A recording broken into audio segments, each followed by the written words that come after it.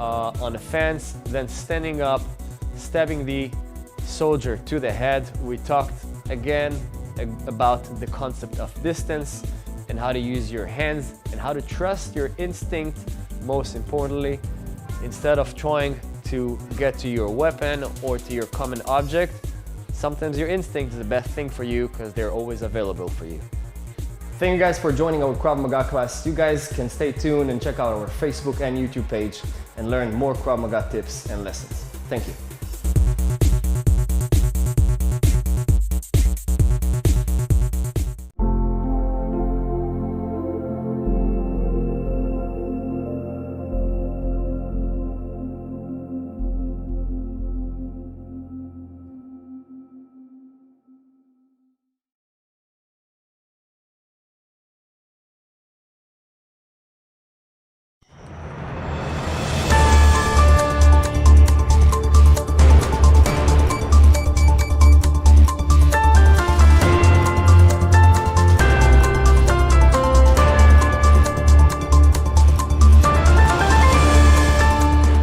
Welcome back to ILTV on the Hour. I'm Alec Pollard, coming to you live from Israel with the biggest stories in the region.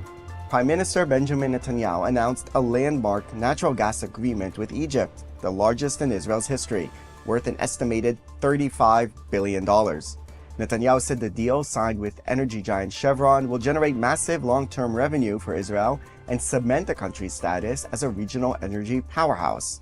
State revenue is projected to climb to around $1.5 billion a year in later stages of the agreement, with additional benefits expected from new gas exploration and development. The Prime Minister described the agreement as a strategic breakthrough, strengthening Israel's economy, deepening ties with Egypt, and reinforcing Israel's position as a key energy supplier in the region. היום אישרתי את עסקת הגז הגדולה בתולדות ישראל. היקף העסקה עומד על 112 מיליארד שקלים. העסקה הזאת היא עם חברת שברון האמריקנית, יש לה שותפות ישראליות, והן יספקו גז למצרים. אני אישרתי את העסקה לאחר שהבטחתי את האינטרסים הביטחוניים וחיוניים אחרים שלנו, ולא אפרט את כולם כאן. העסקה הזאת מאוד מחזקת את מעמדה של ישראל כמעצמת אנרגיה אזורית, והיא תורמת ליציבות באזורנו. And that was not the only major deal Israel signed this week. Germany has now doubled down on its Israeli Arrow air defense system purchase by announcing a new $3.1 billion expansion of the agreement announced just days ago. This will significantly increase production of Arrow 3 interceptors and launchers for Germany, enhancing its ability to defend against long-range ballistic missiles, including growing threats posed by Iran and Russia. Earlier this month, Israel completed delivery of the Arrow 3 system to Germany under a separate $3.5 billion deal signed 2 years ago. That delivery marked the first time Israel's most advanced missile defense system was deployed by a European NATO power. Israeli and German defense officials will formally sign the expanded contract today in Germany. Israel's coordinator of the government activities in the Territories Unit, Kogat, says the IPC Famine Monitor did not seek input from Israel or the US-led Civil Military Coordination Center ahead of the report's release. According to Kogat, since the ceasefire in Gaza, 600 to 800 aid trucks have been entering the strip daily, including more than 25,000 food trucks, over 500,000 tons of food, amounting to more than 5 times Gaza's internationally defined nutritional requirements. Israeli officials say food prices in Gaza have dropped sharply and malnutrition rates are declining, raising questions about reports claiming imminent famine without full coordination or updated data. And joining us now to discuss all these subjects is Professor Gerald Steinberg, the founder of NGO Monitor. Thank you for being with us. Let's talk a little bit first about this massive deal signed with Egypt. It's not just the billions of dollars in revenue, but that economic cooperation with a country like Egypt is so crucial for cementing regional stability in a region where the populations in the countries, including in Egypt, really do not like Israel, but they are kind of dependent on Israel when you sign a deal like this. I'm not sure what the long-term implications are of this. particularly in terms of the political processes. It was advertised, it was pushed by the American administration, by the Trump administration, whether it will be what we call spillover, whether the economic ties going through Chevron and then to Egypt, not directly to Egypt, whether those will be highlighted. It's unlikely that you're going to see the Egyptian government, Egyptian influencers, whatever they may be, talking a lot about the cooperation with Israel. If that happens, that would be great. Go back a few years when an earlier government in Israel had signed a deal under American pressure or American cooperation, however you want to interpret that, as my administration, with Lebanon. And that was supposed to bring some sort of greater peace to the region, some sort of opening up channels and an example of what's functionalism and spillover. And of course, that didn't happen at all. With Egypt, there's a great deal of work to be done. It's been the sense of some sort of peace. It's a very cold peace, trying to expand that so it goes beyond just the top governmental levels. Ending the propaganda, ending the various kinds of boycotts that exist in Egypt is very important. But I'm somewhat skeptical that this deal is going to bring much, if any, of that. I would hope so, and I hope that will be leveraged for that purpose. Economically, obviously, it's extremely important, but there are also some costs that are related to that in terms of, and there's a concern that it could make the cost to Israeli consumers of energy, of gas, also increase. We'll have to see how it develops in the future. Right. And of course, Egypt also, they do play a role there in the situation in Gaza, being the other country that shares a border with Gaza. And there is this new report that is coming out. It's sort of backed by the UN. A lot of NGOs have been taking part in these reports that come out accusing Israel of all kinds of crimes. How should Israel handle that situation? Because sometimes they accuse Israel of not cooperating with them, but then when Israel does cooperate with them, they take advantage of the access in order to fabricate all of these things. So what do you make of this latest report amid many that are accusing Israel, for example, of generating famine in Gaza? The relationship between Israel, not just the government, but I think broad population and society, and the United Nations, was sometimes called the international community, which doesn't really exist and isn't much of a community. The United Nations, which has a large number of officials who are very hostile and fundamentally anti-Semitic, like the Special Rapporteur on the Human Rights Council for Palestinians, Francesca Albanese, is a very, very clear example of someone who should never have been appointed. It's important to remember that the largest bloc, largest voting bloc in the United Nations is the Organization of Islamic Cooperation, something like 55 countries. And then when they bring in their allies and they use their pressure, they easily have a majority. That's where all of this is coming at root. UNRWA, the United Nations Relief and Refugee Agency, created in 1949 specifically and only for Palestinians. There's nothing else like it in any UN operation. It's a huge anti-Israel lobby group inside the UN.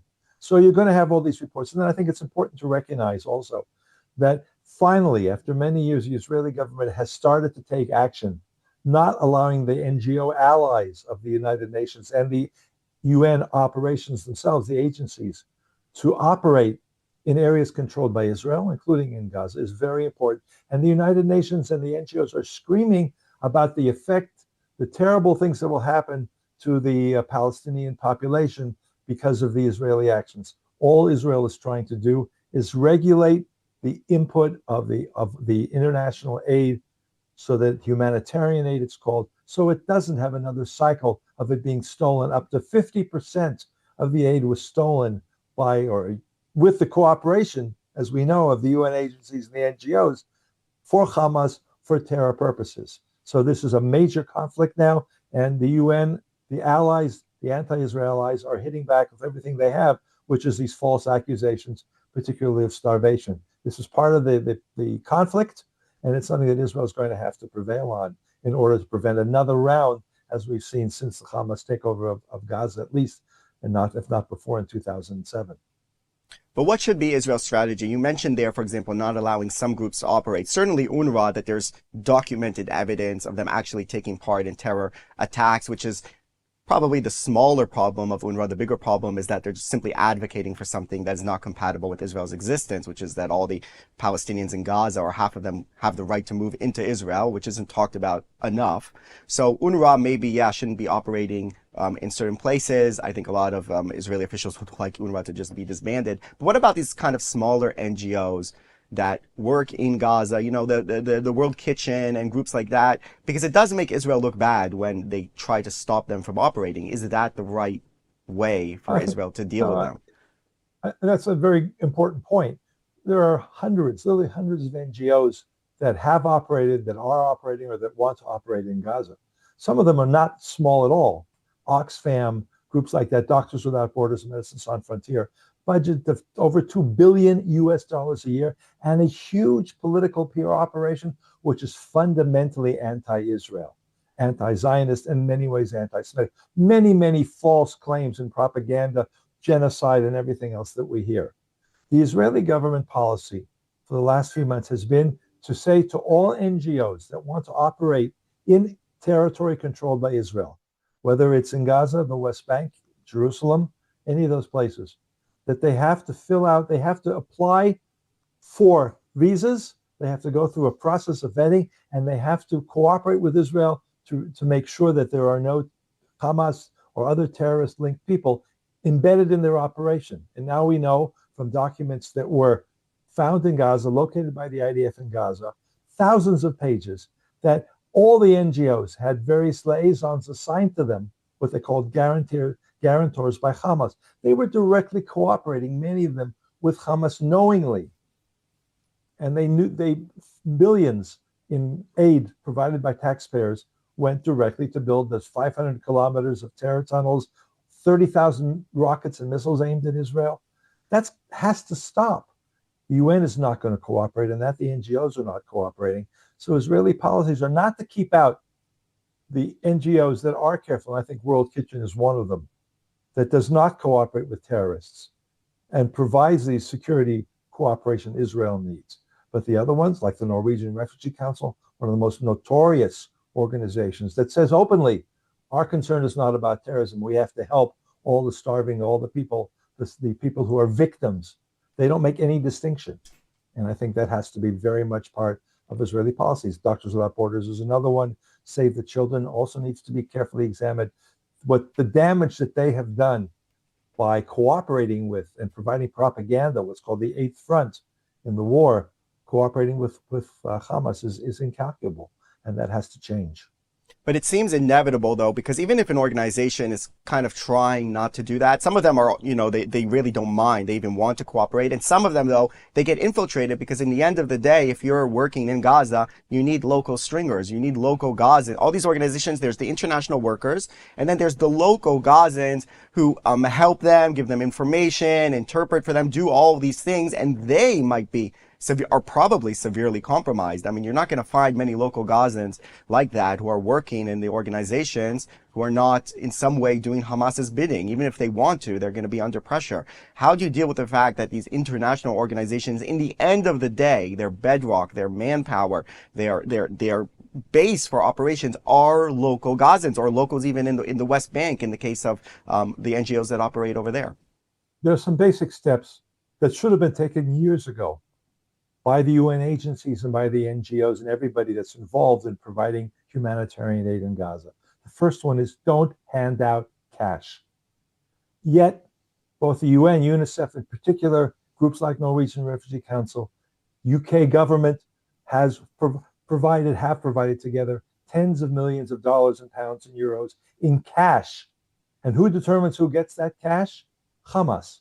Stop providing cash. Sometimes it's cash and vouchers. Cash voucher assistance, CVA, has to absolutely stop. Andrew Fox, who is now part of the Henry Jackson Society, former British, not just an officer in the British military with great expertise in these issues, has issued a report. NGO Monitor issued a parallel report specifically on the issue of cash and the manipulation. That's a very important and easy step to do. As far as material aid, there are steps that should be taken that have lately been taken to make sure the convoys aren't being hijacked, that the cement is not being taken and used to make tunnels. The governments that provide the aid and the other funders have to take those steps. If they create a process and a mechanism, and technology helps a lot, to enable the NGOs and other oversight bodies to make sure that the aid is not being stolen.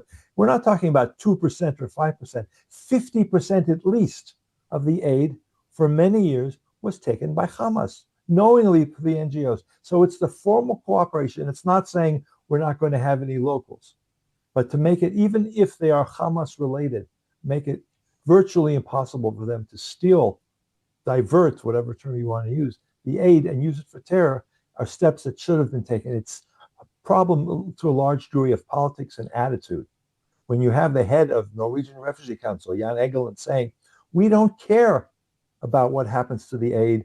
Our job is only to try to provide, to be seen as providing, is what he's really saying, aid to these poor Palestinians. And what happens to the aid afterwards is not really our problem. That cannot be allowed to continue. So there are some groups that are worse and some groups that are not in that mode. And that distinction is now being made in terms of allowing humanitarian aid to enter Gaza in the post-war period. All right, Gerald Steinberg, a founder of NGO Monitor, thank you. Thank you for coming on. NVIDIA CEO Jensen Huang says Israel has become the company's second home, as the U.S. chip giant confirms it will build a massive new campus in Kiryat Tivon. The campus will accommodate up to 10,000 employees, double NVIDIA's current workforce in Israel, and could make the company the largest private employer in the country within a decade. NVIDIA is expected to invest several $1 billion in the project, which will include advanced labs, collaborative spaces, and green public areas. Construction is set to begin in 2027, with initial occupancy planned for 2031. Wang praised Israeli talent as among the best in the world, saying the investment reflects NVIDIA's deep commitment to Israel and its central role in shaping the future of artificial intelligence. Mossad Director David Barnea says Israel has a clear and ongoing duty to ensure Tehran can never again move toward a nuclear bomb. Speaking at a Mossad Awards ceremony in Jerusalem, Barnea said Iran, a regime openly sworn to Israel's destruction, will rush to build a nuclear weapon as soon as it is allowed. He said Iran's uranium enrichment levels have no civilian explanation and prove the regime's military intent. He stressed that Israel, in close cooperation with the United States, must ensure Iran's nuclear project, severely damaged in the recent war, is never reactivated.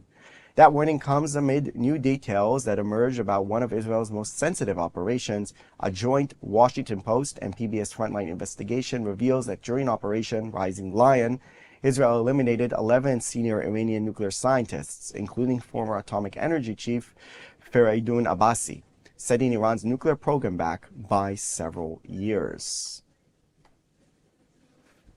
And we have now coming with us on the program Professor Kobi Michael, Senior Researcher at INSS and Misgav. Thank you for coming on.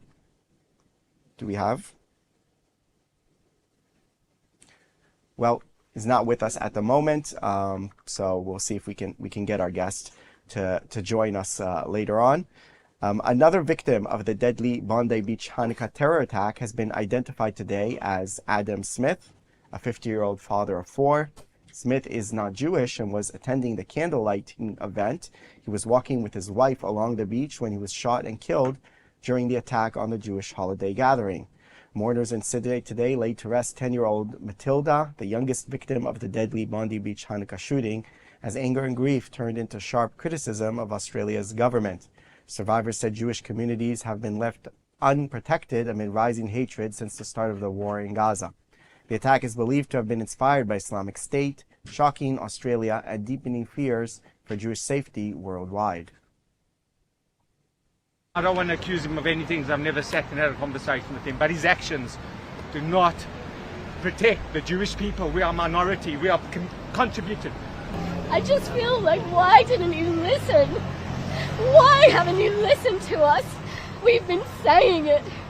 Every time I see a pro-Palestinian flag, I get terrified, because I know what that really means. You're not listening. Globalize this.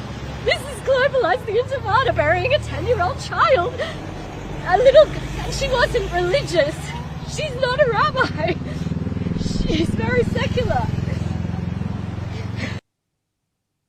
And back to our top story, this latest information coming out regarding the strike in Iran. We have our two guests here, Professor Kobi Michael, senior researcher at INSS and Misgav, and also Reserve Colonel Amit Asa, former member of the Israeli Security Agency. Thank you, both of you, for coming on.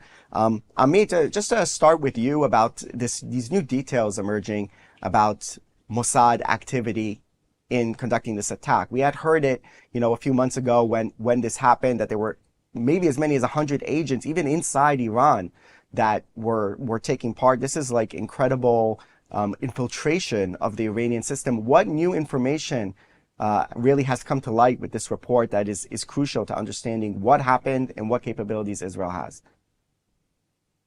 Yes, if we are talking about Mossad operation abroad, and especially in such a country as Iran, we understand that it's the major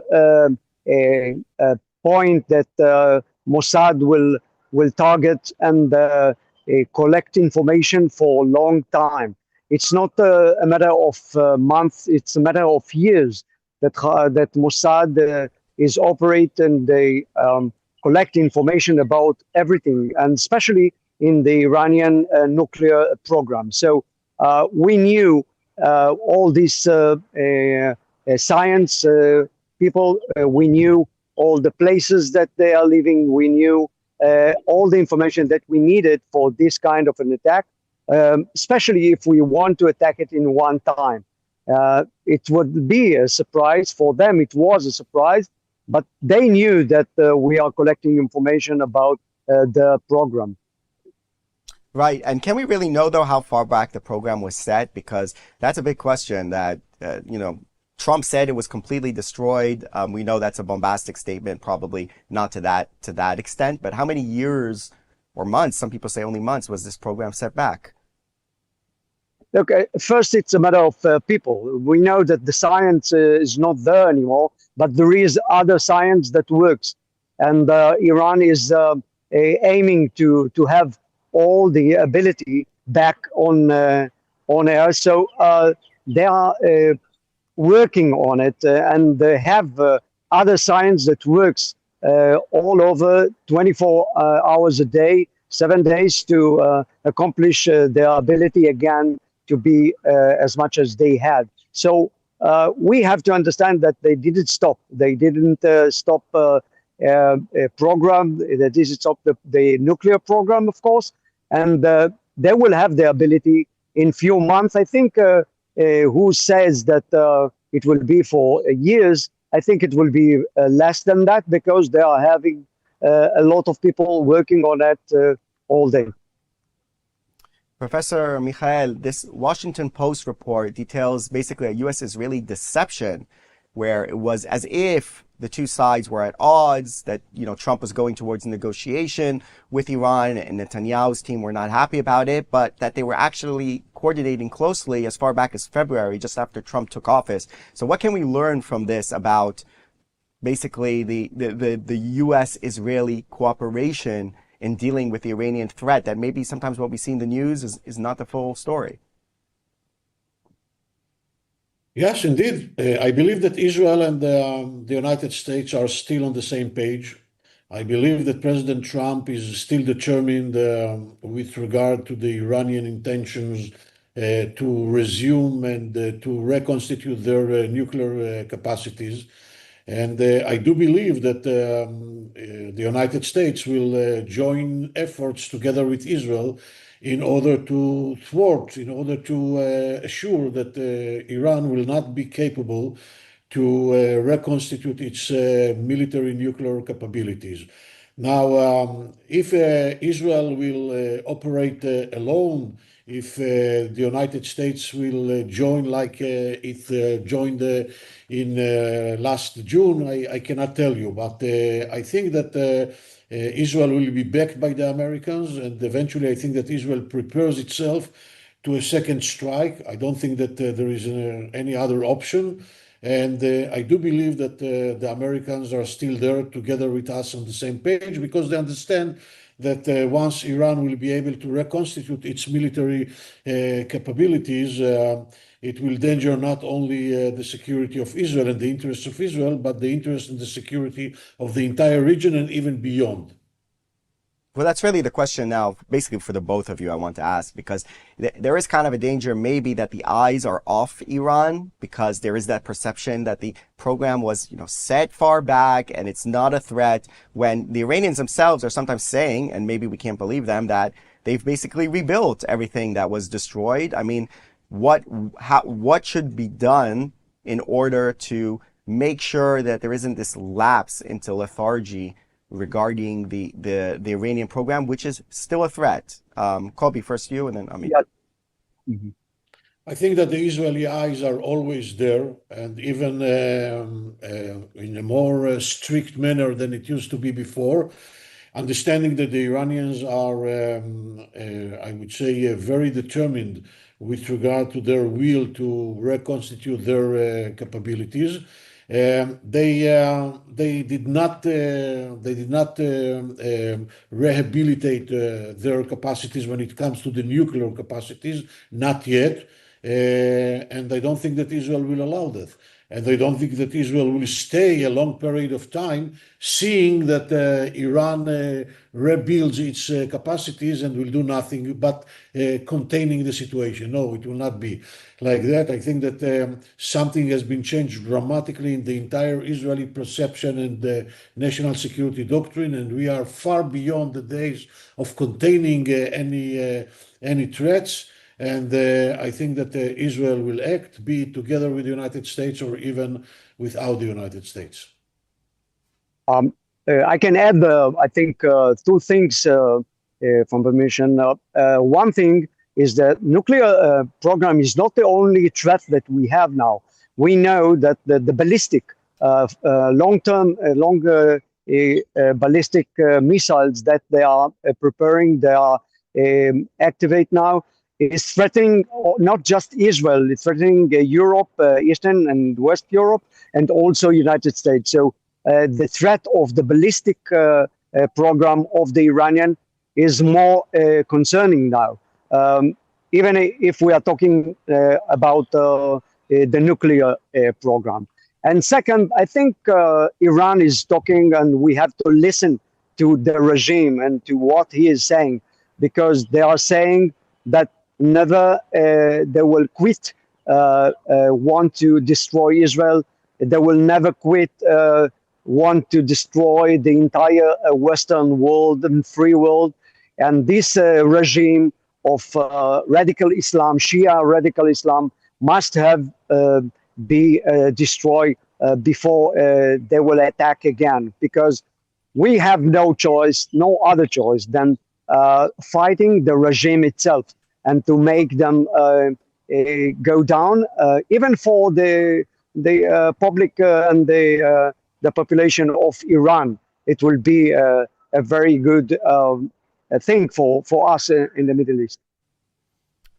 Professor Michael, just last question here regarding Iranian threat is still on.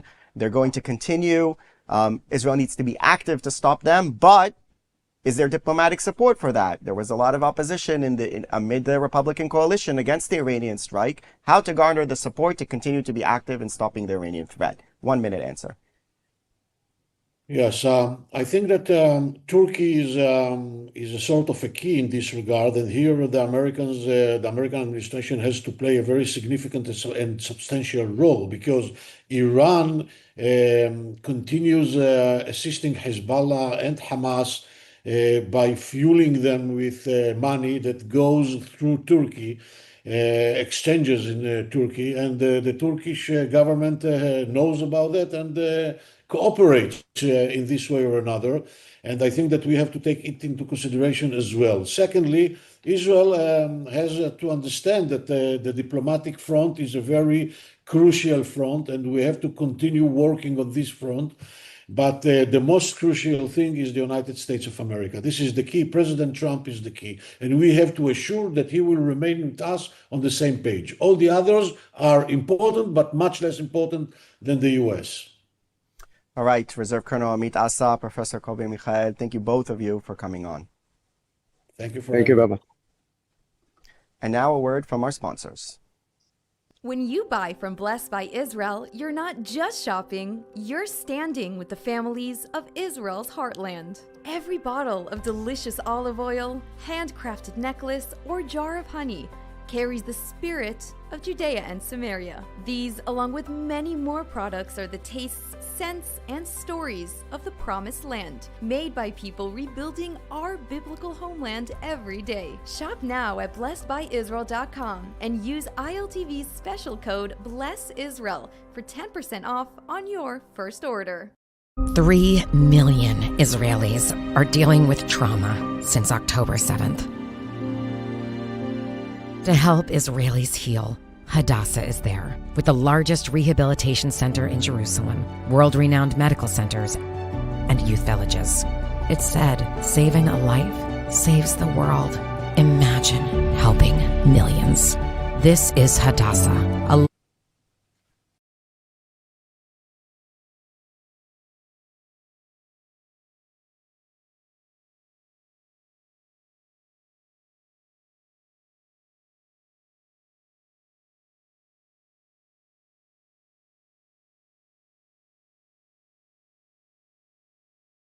Your dream apartment in the holiest city in the world is just a click away.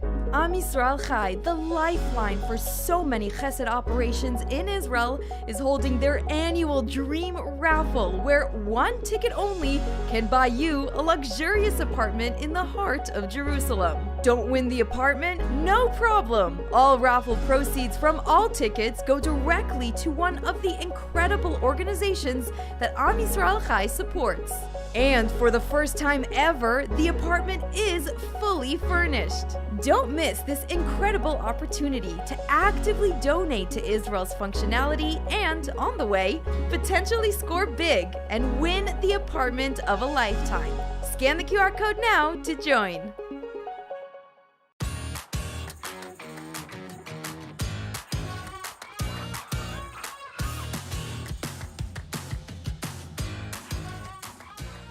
Good evening and welcome to Insider. I'm Mayan Hoffman, Executive Editor of ILTV. Today we are going to do something different. Insider is usually a heated debate, but tonight it's a one-on-one, and intentionally so. Einat Wilf is one of Israel's sharpest thinkers, former Knesset member, PhD from Cambridge, and now the founder of a brand new political movement, the Oz Party, that is challenging ideas many Israelis have been afraid to touch, including who are we fighting, why anti-Semitism is exploding worldwide, and what October 7th exposed about all of us. We're going to start with Australia, move in through Gaza, Lebanon, and the international system, and end with the most uncomfortable question of all. What kind of leadership does Israel actually need right now? So let's get started. Thank you. Yeah, welcome, Einat. So, you're coming here at a time, stepping into the public arena when many Israelis are honestly exhausted, they're frightened, they're searching for answers. We're going to talk about everything going on in the country and everything going on our borders, but I actually want to start with what happened outside of Israel first. We're speaking today, it's Tuesday, it's in the shadow of just a couple of days ago on Sunday, the massive terror attack that struck Sydney, Australia. The question I think some are asking is, how is anti-Semitism as high as it is today, even when we have a Jewish state, which was supposed to make us feel safer? Did Israel fail to be the answer for anti-Semitism, or is it, as some are saying, actually the cause? Neither. Neither the answer nor the cause. It is a place, which is what it was meant to be, for Jews to be masters of their fate, to exercise their self-determination. The notion that this would be a kind of hermetically sealed, safe space, that was never the intention. The intention was always just to be the one place where we govern ourselves by ourselves. It's true that Herzl had a vision that if the Jews would have their own state, and this way their situation will be so-called normalized, the nations of the world will begin to view the Jews as normal. And of course, this did not happen. And in many ways, you could say that anti-Semitism, kind of the Tsarist protocols of elders of Zion, anti-Semitism mutated by the heirs, by the Soviet Union, to anti-Zionism, but essentially with the same ideology. Most importantly, is the one that believes that a better world, utopia, awaits on the other side of eradicating the collective Jew. This is really what anti-Semitism is all about. It's not about prejudice. It's not even about conspiracies. It's really about a borderline theological worldview that says the world would be so much better off if this annoying thing, the collective Jew, whatever shape it takes at every moment, if we got rid of it, we would be so much better. So do you feel that with what's going on today, and I know you lived in Cambridge, you got your PhD there, as we mentioned, and these are cities that symbolize liberal confidence that are now, like what you're seeing in Australia, being overtaken by radicalism. Is the West still capable of defending its values, or is something broken that's actually beyond repair? It's the biggest question I ask myself, because I remember when I started speaking about it, and I was in June in Australia, so a few months ago, and I gave a talk there that's available to see, and I spoke about how every society, every country that allowed anti-Zionism to become its dominant ideology, to become institutionalized, became hostile to Jewish life, even as it claimed under the mask of anti-Zionism that it loves Jews, it has nothing against Jews.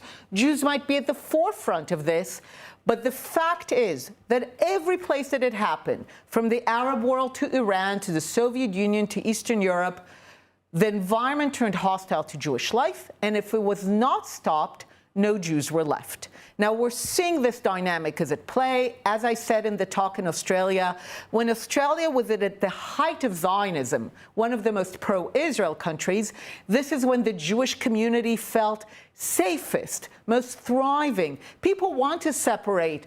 Zionism, anti-Zionism has nothing to do with Jews. The fact is, when a country is Zionist, Jews are safe, and when a country is anti-Zionist, Jews are not safe, and this is what we're seeing. Now, you're asking whether the West is able to truly stand up to that, and it is a question because everywhere that this arc was allowed to go, essentially unopposed, no Jews were left. And at this point, I kind of pin all my hopes on one video that went viral early after October 7th. Remember when these overeducated college students would tear down the hostage posters, especially of the children?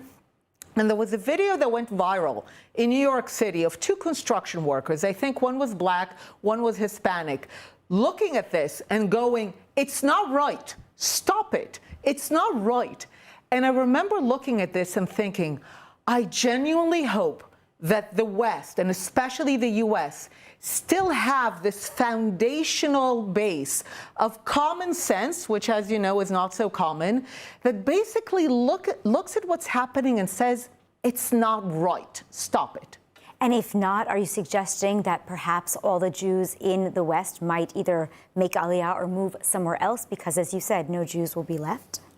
What I'm saying at this point is it's good to have options. And one of the messages that I've been bringing for years, but certainly for the last 2 years, is I've been proposing for Jews to do two things primarily. First, reach out to allies. We do have allies.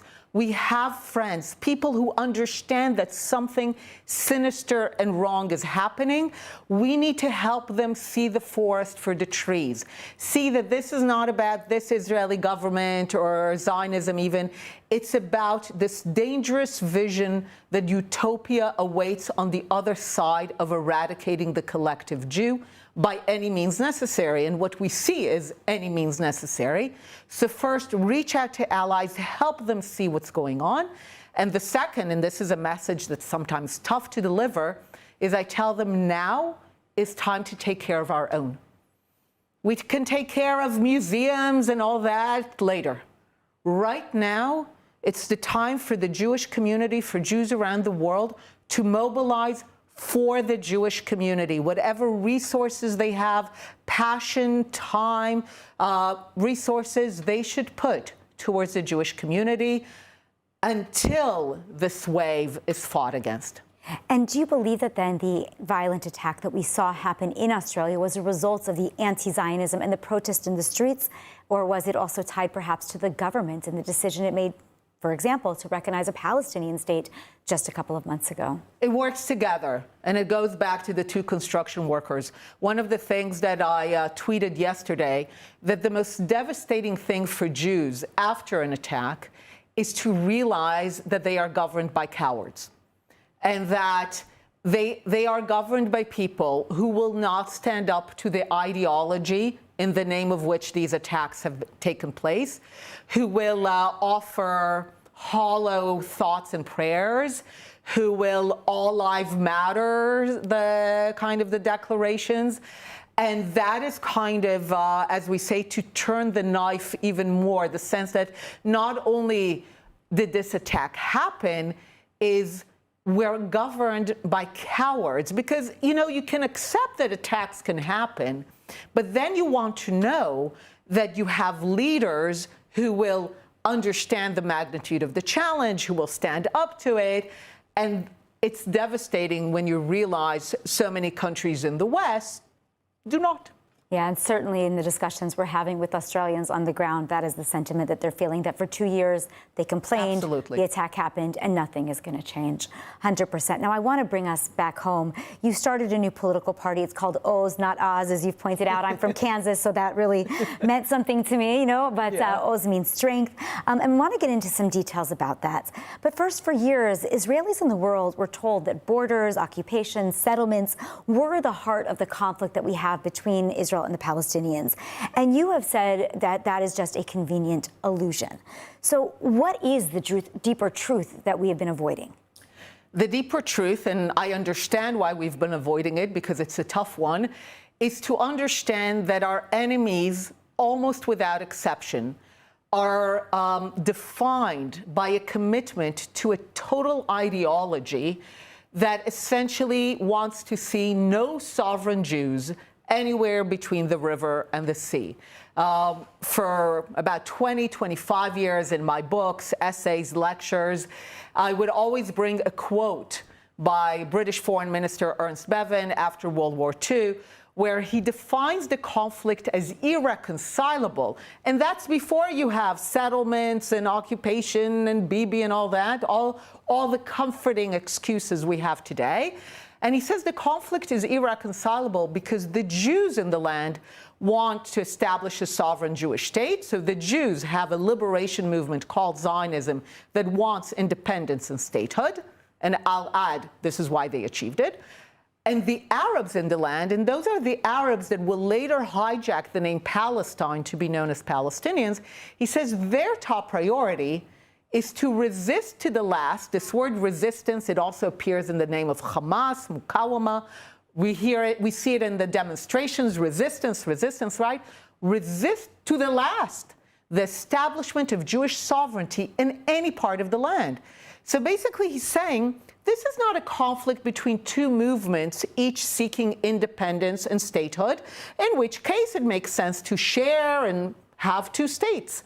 He's saying we have one movement, the Jewish one, Zionism, that wants the goal of an independent state, and another movement, the Arab one, what I call now the Palestinianist, I call it Palestinianism, this ideology, who's devoted above all to the non-existence of the other.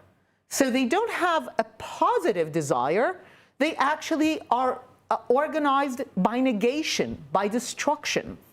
And this is true all the way to the present. This is why they chose to take Gaza, which does not need to be a place of misery. It has beautiful beaches and fertile soil. It has every objective reason to be a global hub of tourism and trade. And they took all these assets, the land, the goodwill, the gullible Israelis who just wanted them to build something. And rather than build something for themselves, True to their ideology of Palestinianism, they preferred to turn Gaza into a single integrated weaponized landscape for the purpose of destroying what the Jews have built rather than build something for themselves. But then you do make it sound like a land dispute in the end of the days. Is it really about the land, or is it about the destruction of the Jewish people? From the river to the sea is a certain location of land for Jewish identity. If we had gone to Uganda, would they still be trying to kill the Jews? It might be other people, but the Arabs of the land have organized themselves around the idea of negation in the land. If the Jews were to go somewhere else, I'm sure there'll be others who will organize themselves. But Palestinianism is organized, but it's important to say also, this is not just any land, right? It's not like, oh, we can go here, we can go there. This is, by the way, a story that Palestinianists like to say. You know, we don't oppose your sovereignty elsewhere. I'm like, yeah, but here is where it matters, because for the Jews to be sovereign, it's only in the land of Israel. Everywhere else is temporary exile, but here is the only place where we're sovereign. The Jews are connected to one land and one land only, collectively. Individually, go live wherever you want, but as a people, we're connected to this land. So saying that the Jews should not be sovereign in this land is not just about any territory. 100%. Now, I was reading your party's platform online, and Oz, or you as the head of Oz, argues that the Palestinian refugeehood must end, yes, including the so-called right of return. I don't disagree, but Einat, you know how explosive that kind of statement sounds. Why do you believe there is no future for the state of Israel without confronting this idea of the right of return directly? I mean, we've lasted for 77 years without dealing with it. Well, we've lasted in war. And the reason is that what I've come to realize through my research, through meeting with Palestinians, is while Israelis and many in the West thought that this whole perpetual refugeehood, and there's now a great movie called UNRWA, based on our book on the War of Return that's out and really visually shows it, we thought these were bargaining chips for a negotiate so that they can get a state. What we realized is the state was the bargaining chip so that they can exercise this idea that they call the right of return. There's no such right, but it is essentially their synonym for no Jewish state. The way that I explain it is, throughout all the years of negotiations, when Palestinianist leaders would say 2 states, we assume that one of the two is the Jewish state, right? Stands to reason. Turns out they never said that. They never meant it. They said 2 states, I'm not denying that, but they meant an Arab state in the West Bank and Gaza and another Arab state to replace Israel through what they call refugee return. So you're saying, yeah, we survived in perpetual war. What I'm saying is, if we are to chart any kind of different future that is not just perpetual war, I mean, we might need to, but it's certainly not a vision, then we need to chip away at the ideology that underpins all of these wars, and that's the ideology of rejecting Jewish sovereignty in any part of the land, and that's why return and perpetual refugeehood have to go. So I want to make sure that we get to more of the questions, and especially when it comes to what's happening in Gaza. You know, we're in this ceasefire, right, where Hamas is still ruling Gaza, and let's be honest, Hezbollah is still unarmed. So what story is the international community, and especially U.S. President Donald Trump, telling itself? I mean, in a few sentences, how is this actually going to end? So the big lie, comforting lie, and I'm very critical of Israel for having participated in this lie, is that Hamas doesn't represent the Palestinians. There's just this like evil thing called Hamas, and other than that, we're cool. And this is a comforting lie, but it's a lie, and it leads to bad policies, because people are now focused on, okay, disarming Hamas, and Hamas will be like, okay, we'll put the weapons like here on the side. I'm like, no, the problem is not disarming Hamas. You need to disarm the ideology in the name of which Hamas operated. Hamas is not some alien force to Palestinianism. Hamas planned the invasion and massacre in the name of return. So the ideology has to die. The greatest thing we need to do, and we can do to disarm Hamas, is to ensure that no one in Gaza is registered as a Palestine refugee. 2/3 of the people in Gaza are bizarrely registered into the 5th generation as Palestine refugees. If we are able to remove that, that will do more to disarm Hamas than any piece of metal that we take out of their hands. If we'll be able to ensure that countries come together in a legal opinion that says there's no right of return, there never has been, Gaza is your final destination. Again, in the movie Unraveling UNRWA, you really see how important those refugee UNRWA cards are to their identity. I'm saying make sure that there's a ceremony before we build anything in Gaza that is permanent.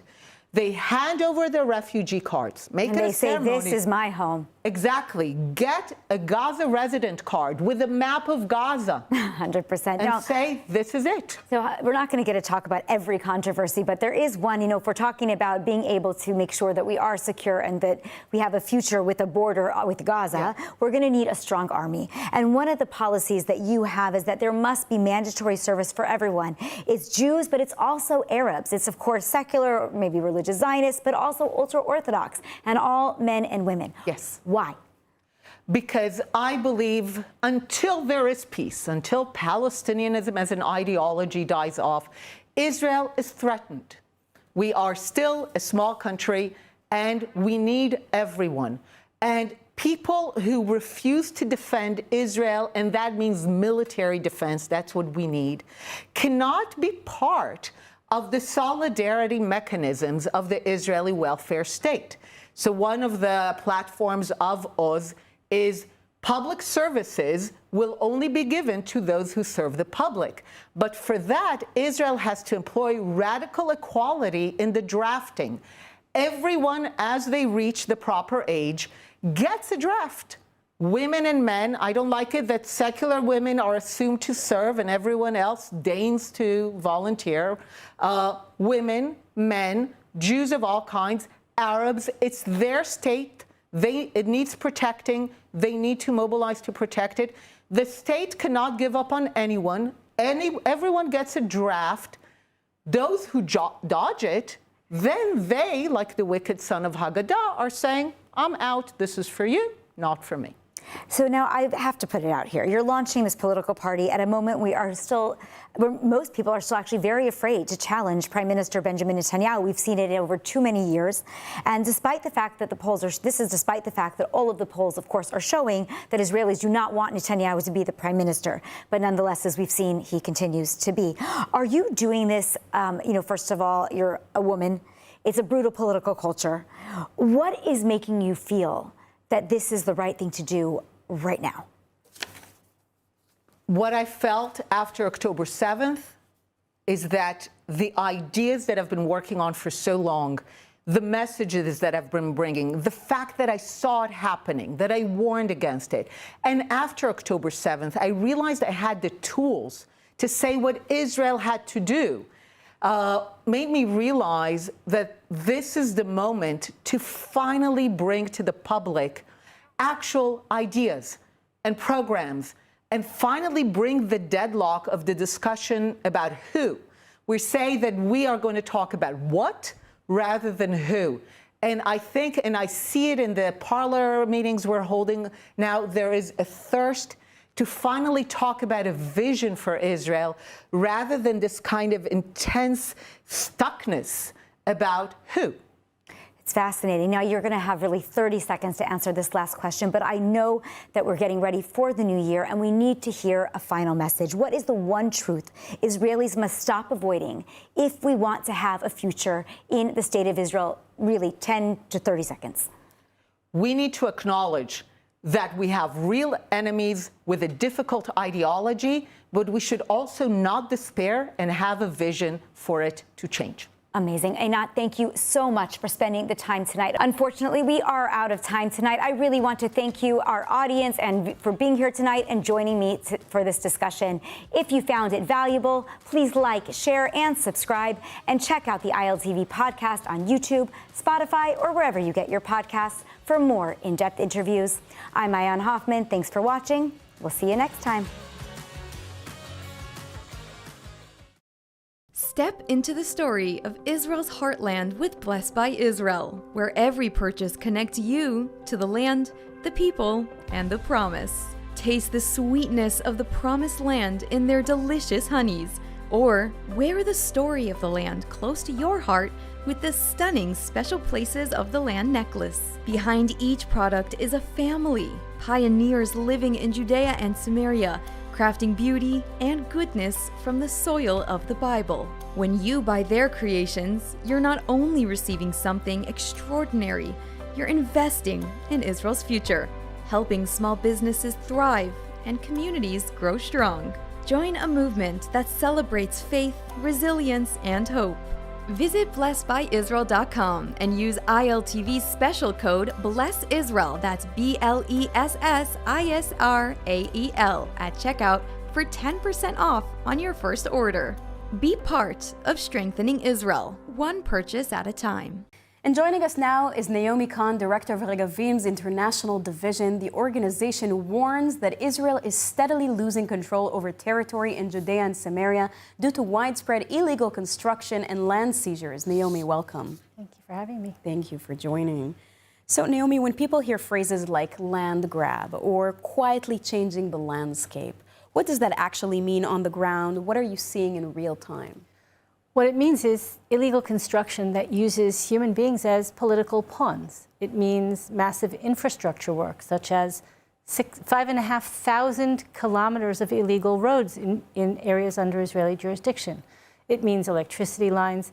It means water and sewage that are not up to any standard and are illegal. They are there to support the creation of more illegal outposts from the Palestinian Authority side.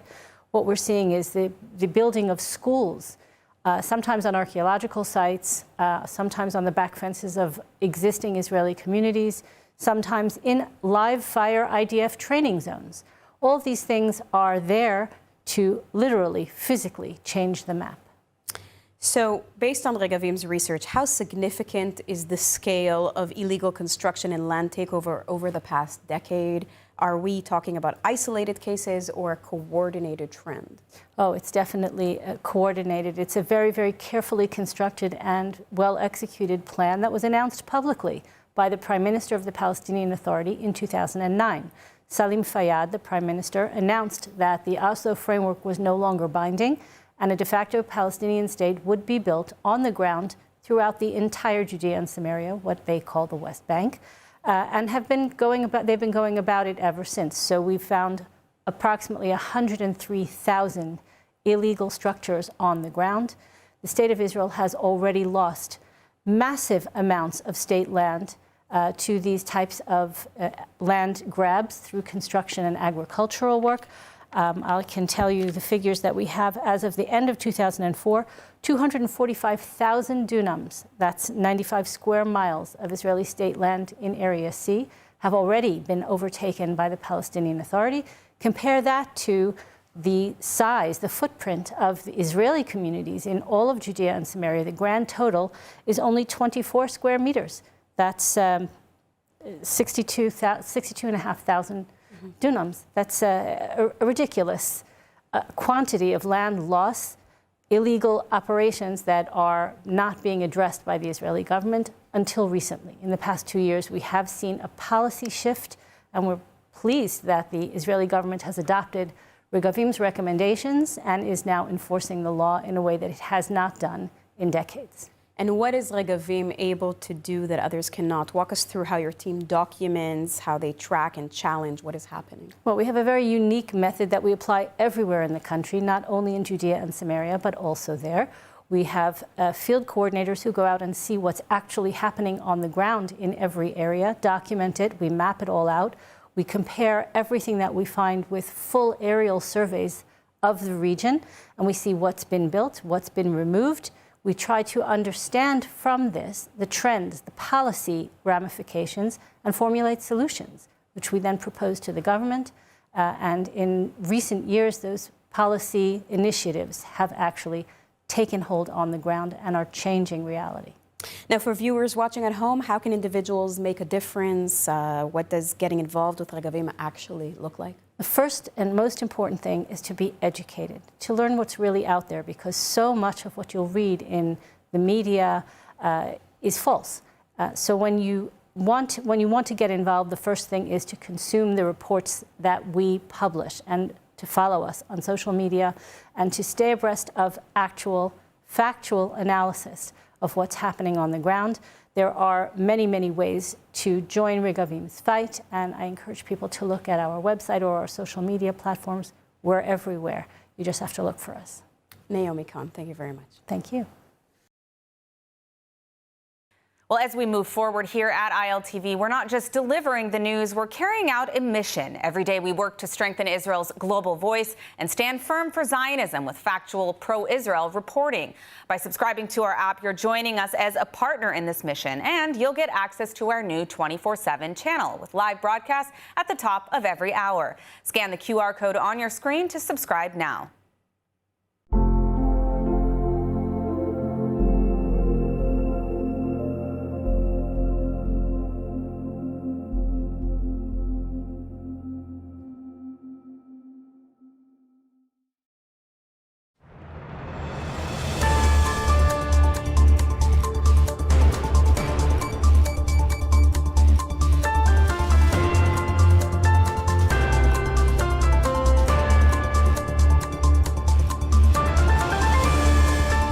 Welcome back to ILTV on the Hour. We're live from Israel, bringing you the biggest headlines of the region.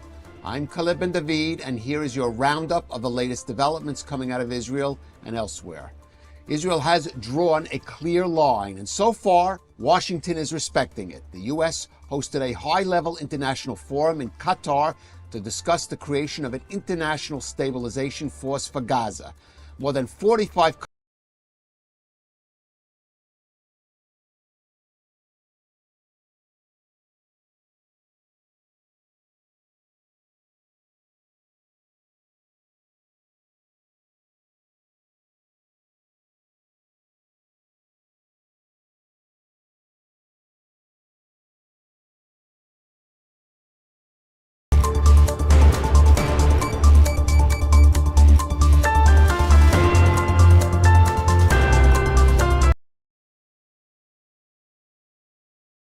ties with Egypt and reinforcing Israel's position as a key energy supplier in the region.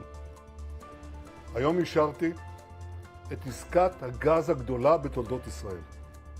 היקף העסקה עומד על 112 מיליארד שקלים. העסקה הזאת היא עם חברת שברון האמריקנית, יש לה שותפות ישראליות, והן יספקו גז למצרים. אני אישרתי את העסקה לאחר שהבטחתי את האינטרסים הביטחוניים וחיוניים אחרים שלנו, ולא אפרט את כולם כאן. העסקה הזאת מאוד מחזקת את מעמדה של ישראל כמעצמת אנרגיה אזורית, והיא תורמת ליציבות באזורנו. And that was not the only major deal Israel signed this week. Germany has now doubled down on its Israeli Arrow air defense system purchase by announcing a new $3.1 billion expansion of the agreement announced just days ago. This will significantly increase production of Arrow 3 interceptors and launchers for Germany, enhancing its ability to defend against long-range ballistic missiles, including growing threats posed by Iran and Russia. Earlier this month, Israel completed delivery of the Arrow 3 system to Germany under a separate $3.5 billion deal signed 2 years ago. That delivery marked the first time Israel's most advanced missile defense system was deployed by a European NATO power. Israeli and German defense officials will formally sign the expanded contract today in Germany. NVIDIA CEO Jensen Huang says Israel has become the company's second home, as the U.S. chip giant confirms it will build a massive new campus in Kiryat Tivon. This will accommodate up to 10,000 employees, double NVIDIA's current workforce in Israel, and could make the company the largest private employer in the country within a decade. NVIDIA is expected to invest several $billion in the project, which will include advanced labs, collaborative spaces, and green public areas. Construction is set to begin in 2027, with initial occupancy planned for 2031.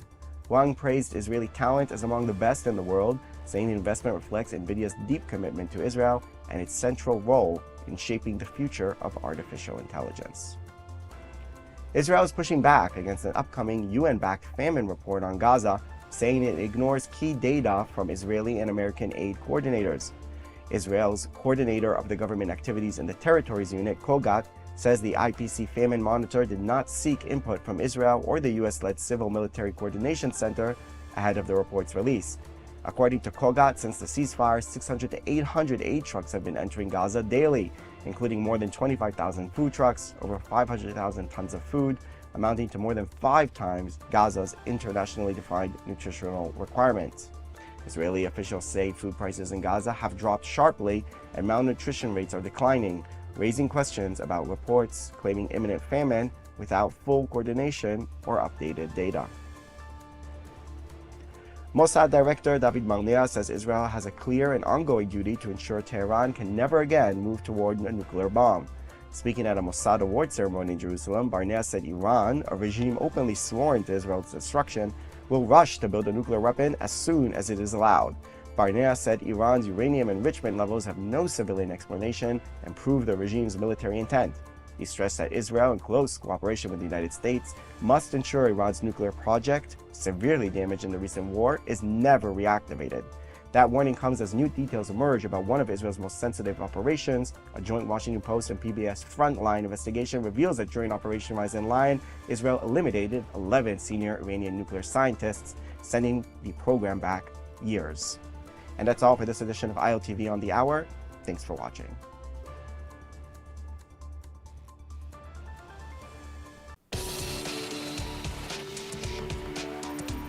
Welcome to ILTV's Israel Daily. I'm Sivan Raviv, and coming up in today's newscast.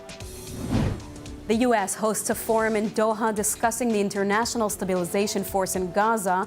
Turkey is left out of the talks. Sydney begins burying the victims of the Hanukkah terror attack as the Jewish community grieves a defining tragedy. And world leaders mark Hanukkah and vow to protect Jews.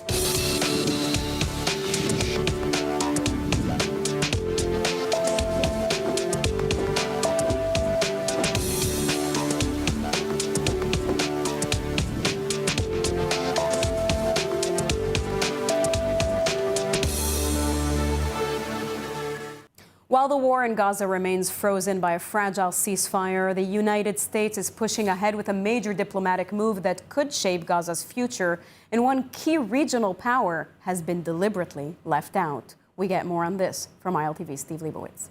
The United States hosted a high-level international forum in Qatar to discuss the creation of the International Stabilization Force for Gaza. More than 45 countries took part, from major European and Arab powers to smaller states, but Turkey was not invited. The conference, led by the U.S. Central Command, focused on unresolved questions at the heart of the plan: who commands the force, where will it be deployed, and whether it will ever be tasked with disarming Hamas. European diplomats confirmed that both Qatar and Turkey lobbied the White House to allow Ankara into the forum and were turned down. Israel has made clear its position: there will be no Turkish troops in post-war Gaza.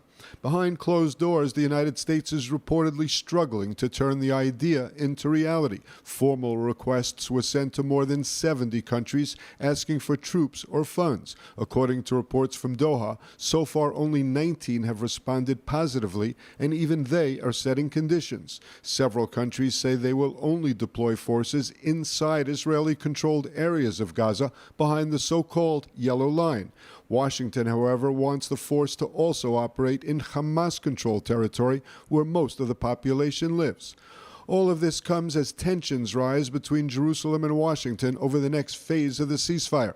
The United States is signaling a push to move forward, even as Israel insists that Hamas must first be disarmed, and the body of the last fallen hostage, Ran Gvili, must be returned. It appears that in Doha, Washington is trying to build an international force for Gaza, but without Turkey, without a clear mandate, and for now, the deployment remains more of a diplomatic concept than an operational reality. In Doha, the U.S. is leading international talks on Phase 2 in Gaza, but in Gaza, the IDF remains stuck in the first phase of the ceasefire with Hamas and contending with violations by the terrorists. More from ILTV's Devo Klein.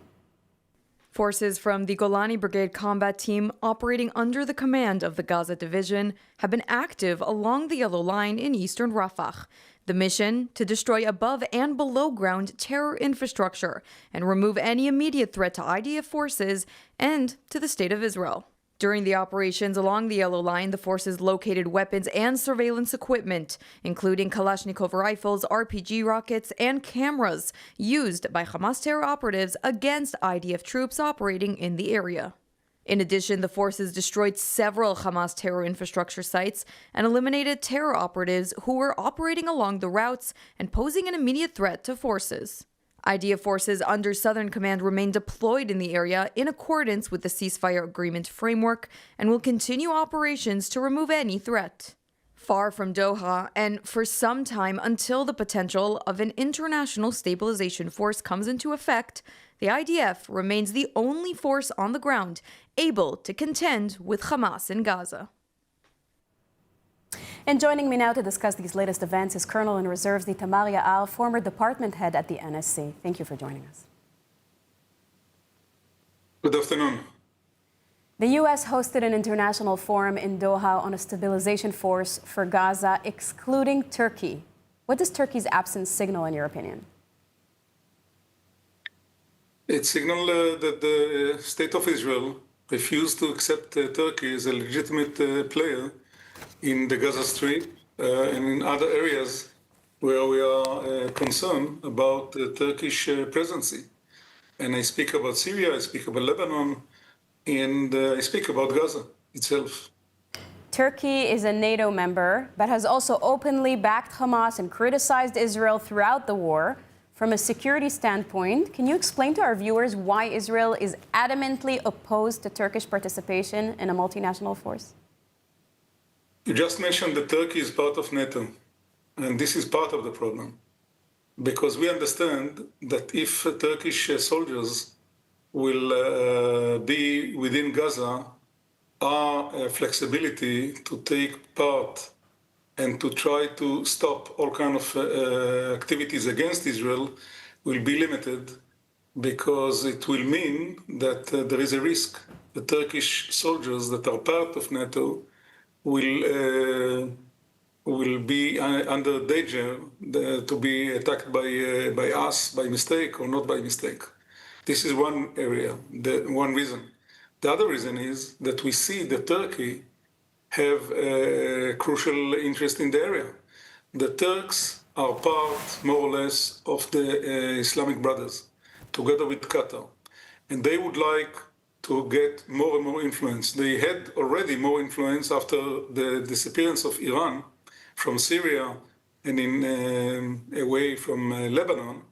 And they now push ahead to try to get influence in areas that they didn't have any influence earlier. Now, we understand that the Turks see Israel, if not as an enemy, but as some kind of identity that Turkey want to push and to limit its influence. Mm-hmm. And this is exactly the opposite of our interest. And we don't need to trust about what all kind of experts are telling us. We need only to listen to what President Erdogan is saying about Israel, about the Israeli government, about Israelis in general. And if this is the case, we don't have any interest to have such a player on the ground next to our border. Now, the Doha Forum brought together more than 45 countries, but less than half have signaled willingness to participate in a stabilization force in Gaza. And also, there are reports that many of the countries willing to participate want to operate behind the yellow line, meaning under IDF protection, rather than move independently inside Gaza. What is your take on this? Look, let's say what is the real truth on the ground. Nobody, and I will repeat it, nobody is willing to go into Gaza if Hamas will be the leader and the organization that carry weapons within Gaza. There are states that are saying we'll go into Gaza only after Hamas will be disarmed. And there are other countries that play some kind of a game, and they are saying we are willing to go into it to help and to try to rebuild Gaza, but we'll do it only on the areas that are under Israeli control. Mm-hmm. In other words, they are saying we don't trust the Hamas, and we are not ready, as they say, to be on the ground where the Hamas is in fact controlling the area by power. Itamar Yal, thank you very much for your input. You're welcome. 3 million Israelis are dealing with trauma since October 7th. To help Israelis heal, Hadassah is there, with the largest rehabilitation center in Jerusalem, world-renowned medical centers, and youth villages. It's said, saving a life saves the world. Imagine helping millions. This is Hadassah, a life-changing force in Israel and the world. And moving to Australia, New South Wales police have charged Naveed Akram, the surviving suspect in Sunday's mass shooting at Bondi Beach in Sydney, with 59 offenses, including 15 counts of murder and 1 count of committing a terrorist act. The news came as the first funerals were held today in Sydney for victims of the Bondi Beach Hanukkah terror attack. ILTV's Mayan Hoffman has more. Hundreds of mourners gathered in Sydney to bid farewell to Rabbi Eli Schlonger, the beloved Bondi rabbi, killed in Sunday night's mass shooting at a Hanukkah by the Sea event. A father and son opened fire on the Jewish gathering, killing 15 people and wounding dozens more. Among the victims were a 10-year-old girl, 2 Holocaust survivors, and a married couple shot while trying to stop the attack. Rabbi Schlonger, just 41 years old, was a father of 5 and a chaplain who served prisons and hospitals. He was remembered as a man devoted to bringing light to others. He just wanted to bring light to this community. He was proudly Jewish. He just had a 5th child just weeks ago, and now his wife is a widow. And we are tremendously sad at the loss of such a great member, a pillar of our community. So it's devastating. Another victim, Rabbi Yaakov Levitan, was also said to be buried on Wednesday. As the community mourns, Israeli volunteers from Zaka are helping Australian authorities prepare the dead for burial according to Jewish law and tradition. Yossi Lando of Zaka says the team left Israel without hesitation. And we left our families behind without even prior notice because this is our mission. We won't leave anybody behind. The work is emotionally crushing, but Landau says the mission comes first. It's really hard, but we will think about it. We'll get our feelings when we finished our mission. As flowers continue to line Bondi Beach, the Jewish community says mourning alone is not enough. Alongside grief, there is fear and anger, and renewed calls for authorities to confront anti-Semitism and ensure Jewish life in Australia is truly safe.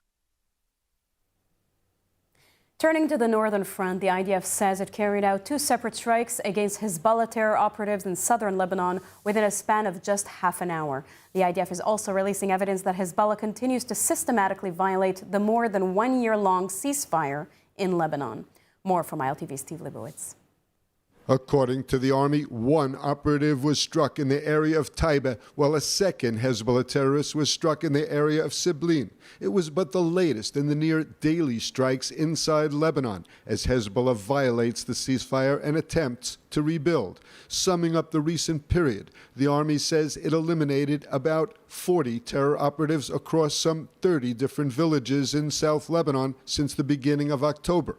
IDF forces led by the Northern Command and under the direction of military intelligence and in cooperation with the Israeli Air Force have eliminated more than 380 terrorists since the ceasefire came into effect 13 months ago.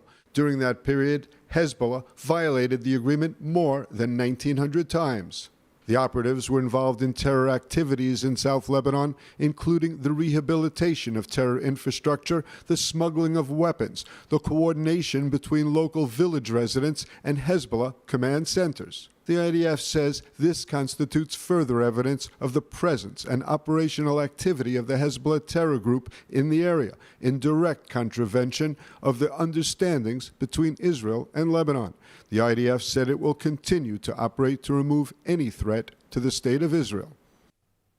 The United States has announced a major expansion of its travel ban, now including Palestinian Authority passport holders and nationals of 5 additional countries. In a statement posted by the White House, President Donald Trump said the move is aimed at protecting U.S. national security as part of a broader effort to tighten entry standards for travel and immigration. Alongside PA passport holders, the new ban applies to citizens of Syria, Burkina Faso, Mali, Niger, and South Sudan, barring them from entering the United States. This new ban means that Palestinian passport holders, including those from Judea and Samaria and Gaza, are now prohibited from entering the U.S., and U.S. embassies will no longer issue visas to applicants using these travel documents.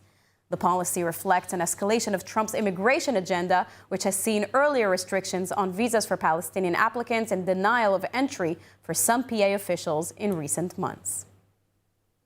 After nearly 2 years of record-high airfares, Israeli travelers may finally be seeing some relief.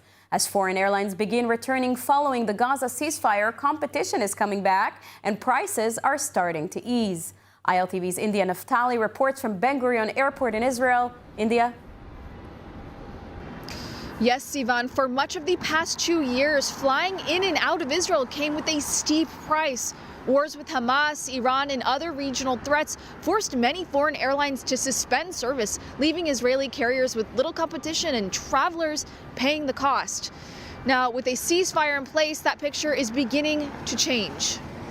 Foreign airlines are steadily returning to Ben Gurion Airport, and travel agents say prices are already coming down. Air Canada reopened its daily Toronto-Tel Aviv route on October 9th, the same day Israel and Hamas signed the ceasefire and hostage release agreement. United Airlines resumed flights to Newark earlier this year and recently restarted direct routes from Chicago and Washington. Delta also resumed service between Tel Aviv and New York. As competition returns, airfare prices, especially on long-haul routes, are falling sharply. Economy round-trip fares between Tel Aviv and New York, which climbed above $2,500 during the war, are now selling closer to $1,100 or $1,200. That's a significant drop from when Israeli airlines were often the only option. However, during the war, soaring prices sparked public outrage. El Al now faces a class action lawsuit alleging it exploited a national emergency by inflating fares while holding a dominant position on key routes.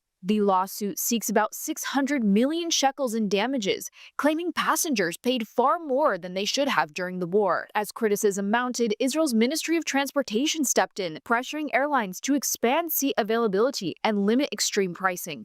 For many Israelis, aviation is an essential service during wartime, and they believe that it should not be treated like a luxury market. Despite the backlash, Israeli carriers posted record profits. Passenger traffic is also rising. Nearly 2 million travelers passed through Ben Gurion Airport in September, just a month after the ceasefire began. That's more than a 30% increase compared to last year. For now, travelers are finally seeing more choices and lower prices, but industry experts do caution that the recovery depends on stability and continued return of low-cost airlines. In this region, even the aviation market remains closely tied to the security situation. Back to you, Sivan. Thank you, India. And joining us now is Naomi Khan, Director of Regavim's International Division. The organization warns that Israel is steadily losing control over territory in Judea and Samaria due to widespread illegal construction and land seizures. Naomi, welcome. Thank you for having me. Thank you for joining. So, Naomi, when people hear phrases like land grab or quietly changing the landscape, what does that actually mean on the ground? What are you seeing in real time? What it means is illegal construction that uses human beings as political pawns. It means massive infrastructure work, such as 5,500 kilometers of illegal roads in areas under Israeli jurisdiction. It means electricity lines. It means water and sewage that are not up to any standard and are illegal. They are there to support the creation of more illegal outposts from the Palestinian Authority side. What we're seeing is the building of schools, sometimes on archaeological sites, sometimes on the back fences of existing Israeli communities, sometimes in live fire IDF training zones. All of these things are there to literally, physically change the map.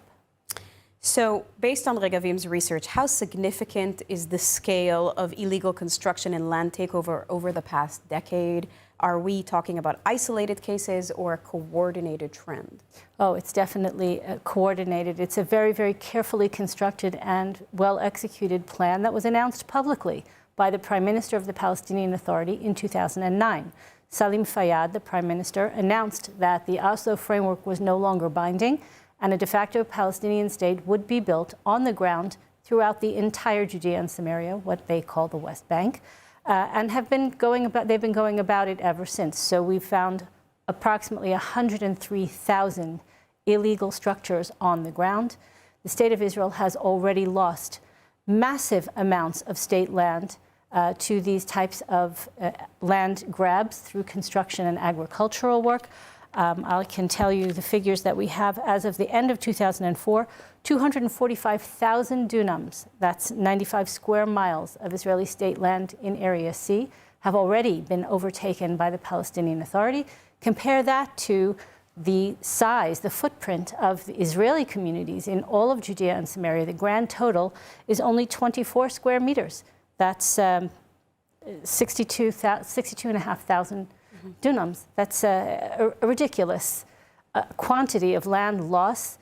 Illegal operations that are not being addressed by the Israeli government until recently. In the past 2 years, we have seen a policy shift, and we're pleased that the Israeli government has adopted Regavim's recommendations and is now enforcing the law in a way that it has not done in decades. And what is Regavim able to do that others cannot? Walk us through how your team documents, how they track and challenge what is happening. Well, we have a very unique method that we apply everywhere in the country, not only in Judea and Samaria, but also there.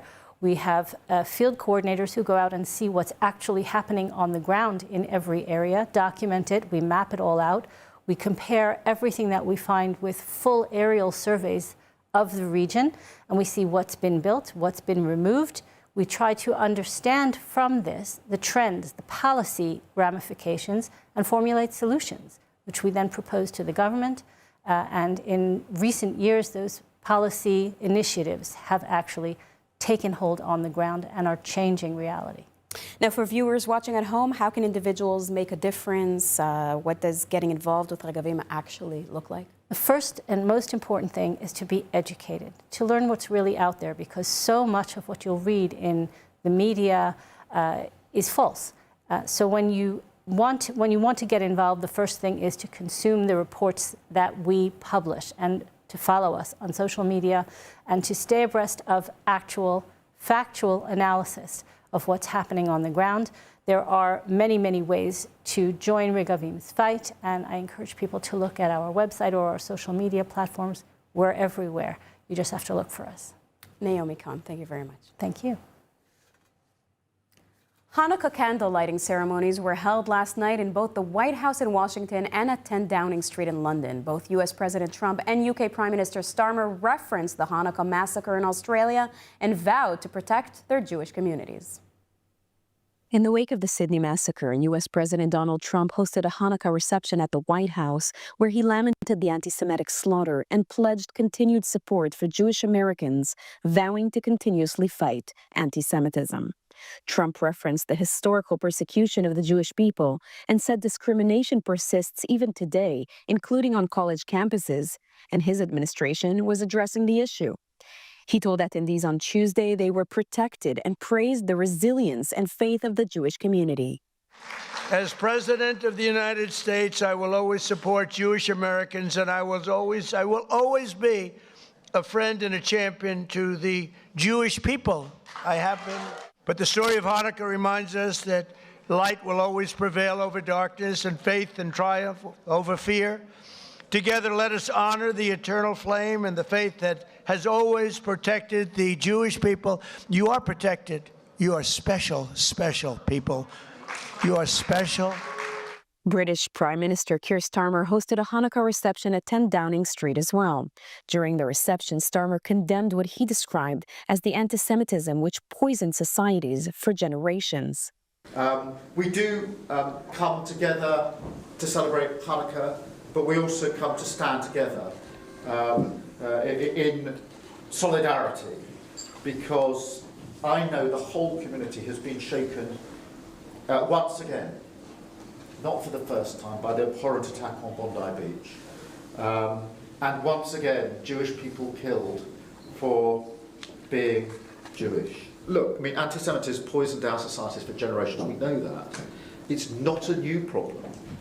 But there is this deep sense, I think, that it's becoming normalized. As Hanukkah candle lightings and celebrations continue for several more days in Israel and around the globe, Jewish communities at large are wary of the anti-Semitic threat and action which may follow. And they look to leaders to protest and to protect their respective Jewish communities. Now let's take a look at the weather forecast.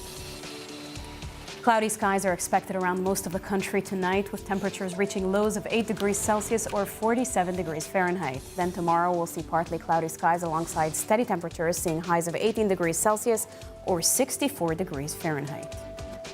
That's a wrap for today's news. For the latest updates from Israel on all your devices, be sure to follow our ILTV channels and keep up with us on social media.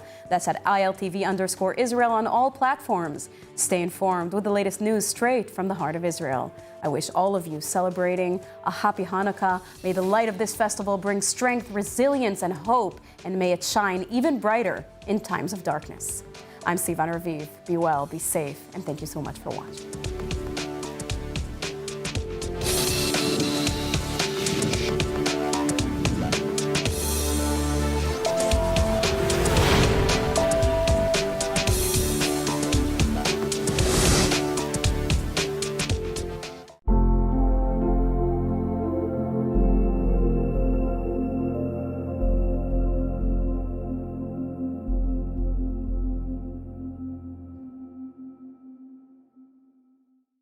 It's either they agree to disarm or we will disarm them. We will not leave any threat to the state of Israel in Gaza.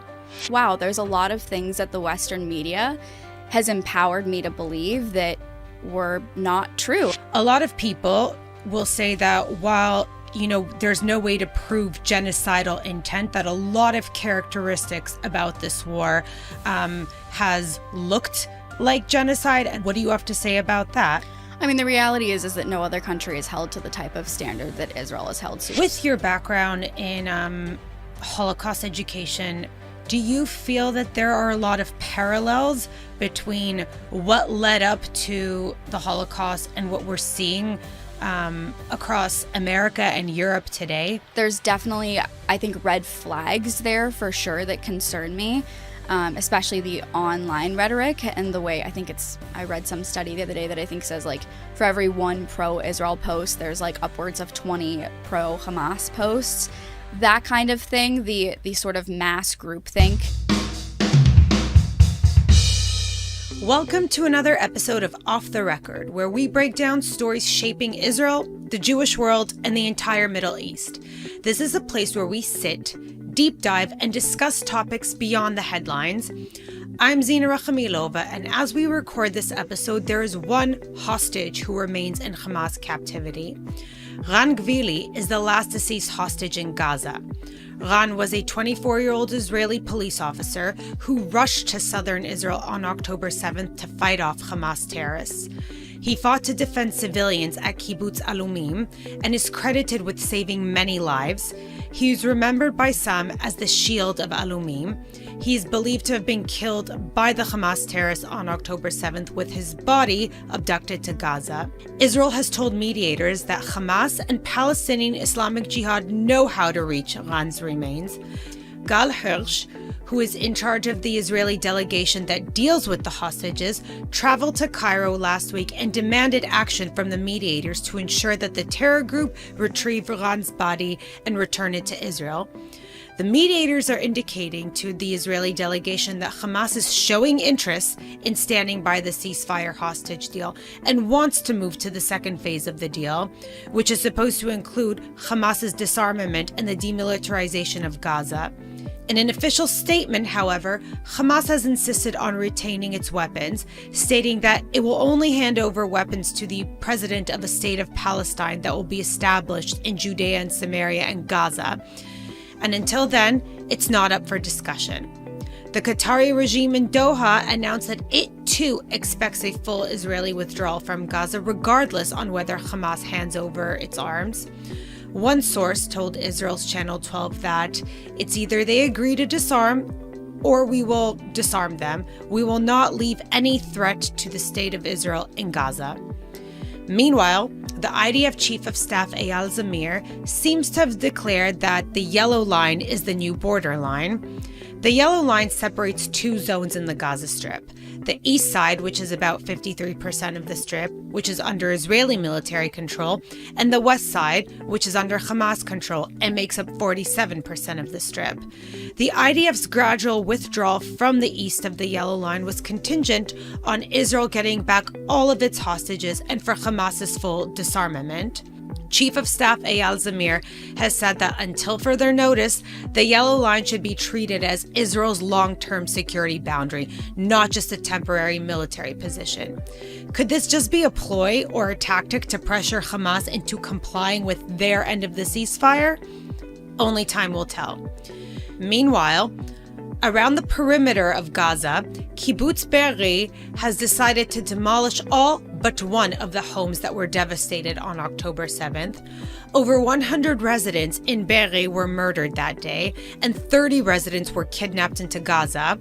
While the devastation serves as a reminder to the cruelty that Hamas subjected that community to, the members of the kibbutz have decided that preserving the damaged homes would be too traumatic for those who want to rebuild their lives.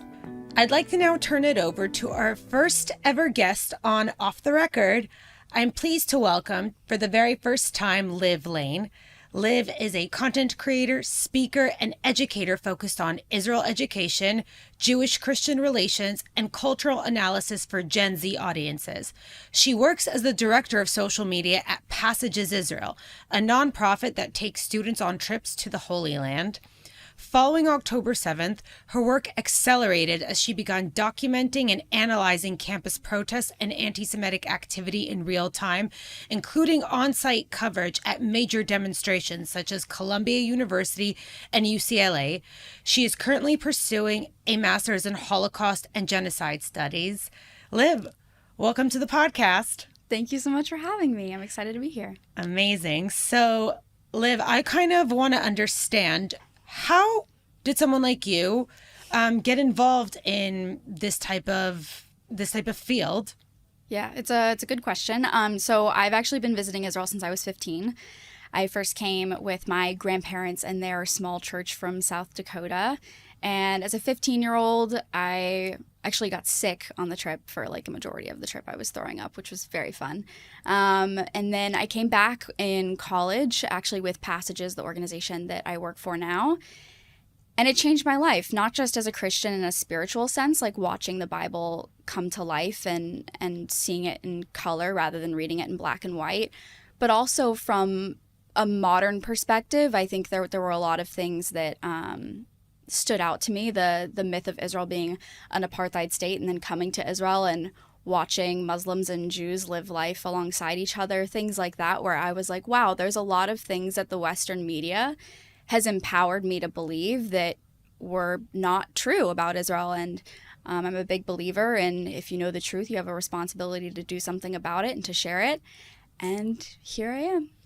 Amazing. And so what motivated you to actually pursue a master's degree in Holocaust studies and genocide? Yeah, lighthearted stuff. I originally got my undergraduate degree in psychology, and at the time I think my goal was to basically just become an on-staff counselor at a church. That was kind of where my heart was at, like helping individual people.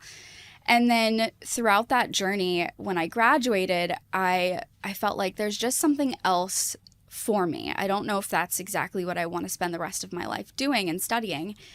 And this was when the war in Ukraine broke out, and a friend of mine was going to go do volunteer work on the Polish side of the Ukrainian border.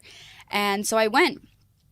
And as I was volunteering there, I really realized that the reason why I had pursued a master's or pursued a BA in psychology was not necessarily for my fascination of individual psychology, even though that's fascinating. It was actually because of my fascination with what causes one group of people to enact violence against another group of people. And I thought, what better way to study that than studying the Holocaust? And so I looked and looked, and I eventually found a master's program at a Jewish college called Gratz College, and I'm currently wrapping that up right now. So I've seen a lot of your videos well before you and I ever met, and I know that you've wanted to speak to a lot of people that may not understand the full scale of what's been happening here.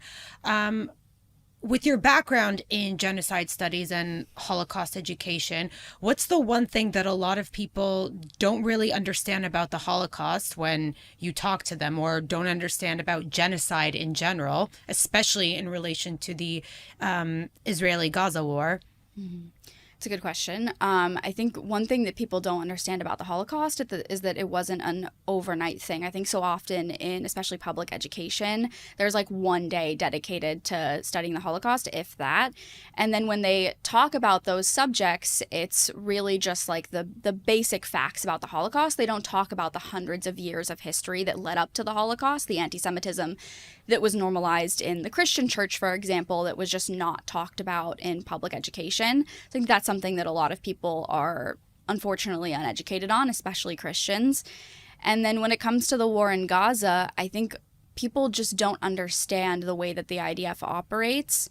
For example, the IDF making phone calls to Palestinians to make sure they're out of areas that they're going to be invading and bombing, to get rid of terrorists, knock on the roof bombs, dropping leaflets, like all of these measures that the IDF goes to that no other country would be expected to go to in order to protect civilian life.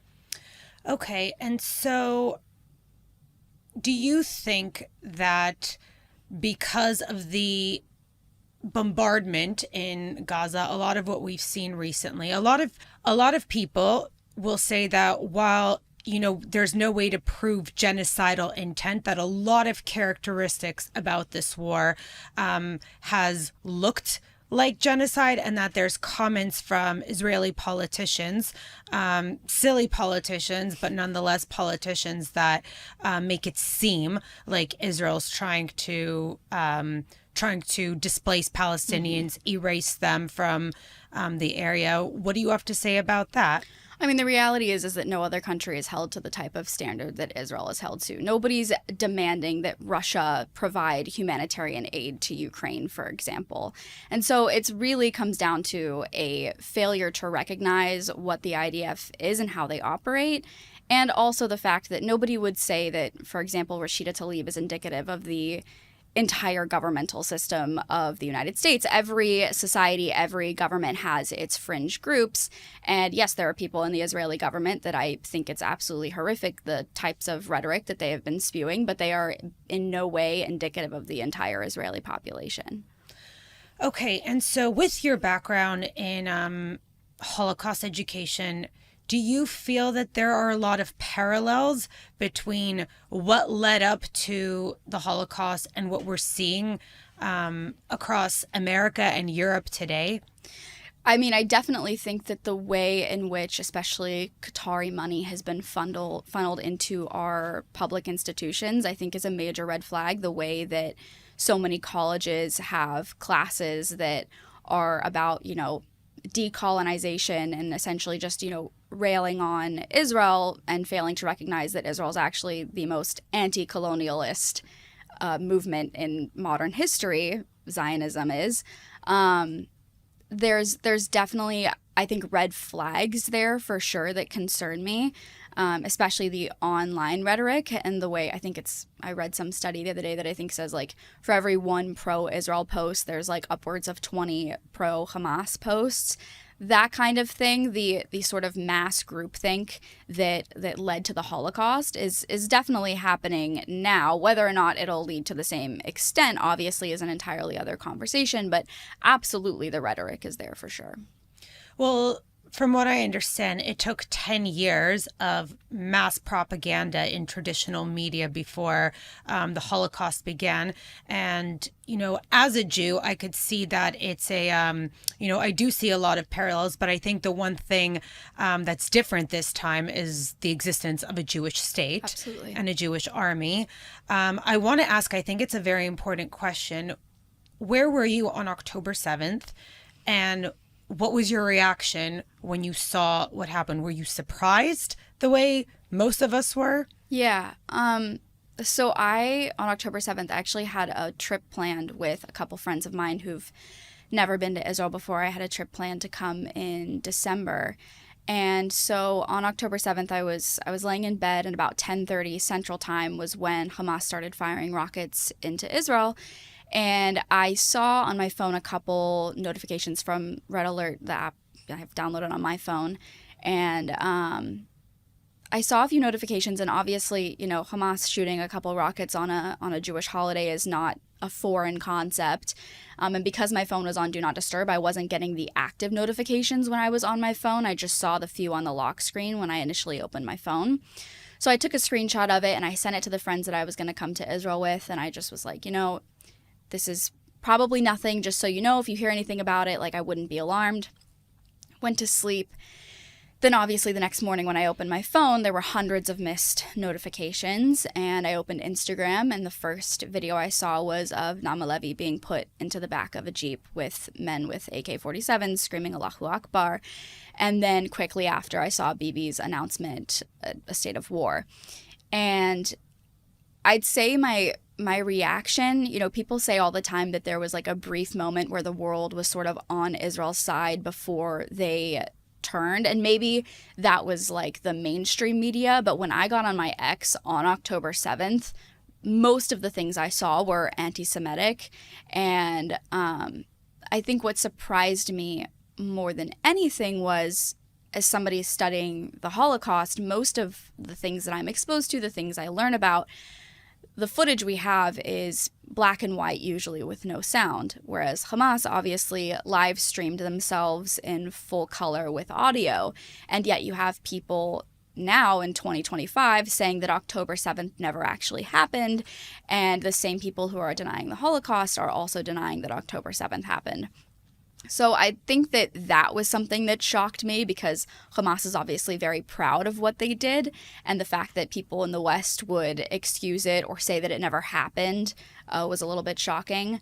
And I think as much as I hate to say it, the depths of brutality, I watched the body cam footage, and I think the depths of brutality did shock me a little bit. But yeah, I was very, I think in that first, 24 to 48 hours, we were all the fog of war, what's actually happening, what's true, what's not true. And at one point I just had like my work computer, my personal computer, the TV was on, and I was on my phone at the same time. I'd been working in the pro-Israel space for over 2 years at that point. So I knew a lot of people who lived here, have a lot of friends in the IDF. So that period of trying to contact people, make sure who was safe, who was in danger, all of that kind of stuff, it was very overwhelming. I'm sure. And, for me personally, when I saw the world's reaction, I simply thought that it's Jews. It's because we're Jewish, and we've been so dehumanized to this degree that people can actually go out on the streets and celebrate our murder in this manner. But then, there's definitely still that strong element, I would say, for sure. But then I watched the assassination of Charlie Kirk, which, as a ally to the Jewish people, I want to extend my condolences to, because I feel that for the Christian community and the conservative community, it must have been just as difficult as it was for any of us had that person been a representative of the Jewish community. In general, the footage was really terrible, but I wanted to extend my condolences to your community for that. But when I watched how people celebrated his assassination, I'm just thinking this is an issue with the West. Like the Jews are just the beginning of it, and the West is getting cooked to see that you can disagree. You don't even have to be sorry that he died if you were someone that felt deeply harmed by his words. But to go out and celebrate it was just something that I was shocked to watch. And I'm just curious to know, like, how are you and your community coping with it? How did you react when you saw it, and what do we do about this phenomena now happening in the West, where it's not just it's not left versus right. It's not Christians versus non-Christians. It's sane people versus insane people. Yeah, absolutely. Yeah, I was at a coffee shop with my best friend, and she got up to go get a coffee, and so I took the opportunity to check my phone, and I had a notification on X that said, Charlie Kirk shot at Utah College, and I was like, in my head, as somebody who has studied the Holocaust and genocide, watched the Hamas body cam footage, in my mind, I'm thinking maybe shot in the shoulder, maybe shot in the leg or the chest or something like that. And I honestly thought, maybe it's morbid curiosity, or just thought that it wouldn't affect me very much. I opened X, and the first video I saw was the close-up footage of him being shot in the neck. And I think that footage, first of all, as humans, we were never designed to be able to, first of all, watch somebody die in such a graphic way, but also watching it on your phone is like such an eerie Black Mirror concept in general. But I think that moment definitely traumatized the conservative Christian community, not just in the States, all across the world, because Charlie Kirk really embodied the values that we hold to be true, because his beliefs, even his supporting of Israel, even though it was often argued from a secular perspective as well, his beliefs were all originated from his faith, from scripture. And so I think that moment for so many of us, and watching the way that the world responded and celebrating his murder, told a lot of Christian conservatives, myself especially, that they would happily murder me too. And obviously I get my fair share of death threats and hate comments and all of that stuff. And so to watch him get shot in the neck as somebody that I look up to, as somebody who I consumed his content on a regular basis, as somebody that I considered a friend in a way, it really was traumatizing. And I think now, in the wake of his assassination, there is this identity crisis that we're going through in the West, especially the Christian conservative movement, where we're trying to figure out what a world looks like without having that strong voice. I think there's been so many times now where I've watched people say certain things, like, for example, Nick Fuentes, Candace Owens, Tucker Carlson, and thought to myself, I wonder what Charlie would have to say about that. And so it's really upsetting and disappointing that he's not here, because the reality is, like, his voice was really once in a lifetime. And I hope that there are other Christians who can, step forward and really try and assemble and do what he did. But he really was a once in a lifetime kind of person. And so, you mentioned the characters that I wanted to address as a Christian and as a conservative. I think even before Charlie's assassination, we saw the beginning of what looks like a rift between, the America first isolationists, and then, if we're talking about Nick Fuentes, the flat out conspiracy theorists who are hiding behind Christianity to push the same sort of concepts that we see from white supremacists and Nazis. From that to regular Christians like yourselves. And I'm curious because to me, it looks like that within the next 10 years, the Christian conservative movement is going to look very different. The Jewish pro-Israel community at large has always thought that, we could always rely on the support of Christians and the Republicans. And it seems that I feel that in 10 years, there's going to be a massive divide.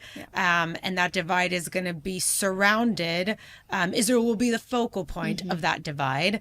And so, I don't want to put words in your mouth. I want to hear what you have to say about that. Yeah, I mean, I completely agree. I think the main danger when people ask me about, the dangers of Tucker Carlson and Candace Owens, of which there are many dangers, obviously, one of the first ones that comes to mind is the fact that they are speaking to the evangelical Christian conservatives in the United States, which makes up the majority demographic in the United States. And that demographic historically has been the most supportive of Israel as a country. And so when you look at the statistics, it's very clear that generationally there's been a decline in support for Israel amongst young American Christians, and that obviously is very alarming. And when you look at the contributing factors to that, a lot of it does have to do with Tucker Carlson and Candace Owens and Nick Fuentes, and that kind of rhetoric. I hate to say it, I agree with you. I think that in the next 10 years, things likely will only get worse. Of course, I think there are many people who are doing their best to try and educate young Christians, and there's a lot of pastors too, even. I mean, just this last week, there were 1,000 pastors that came and visited Israel here, and hopefully those pastors will then go back to their congregation and teach their young congregation about Israel and teach them the truth. But I do think that as time goes on, it is likely that there will be a decline in support of Israel amongst the younger generation. So, with Candace Owens, I think I just saw last week she had become the most watched podcast in the world.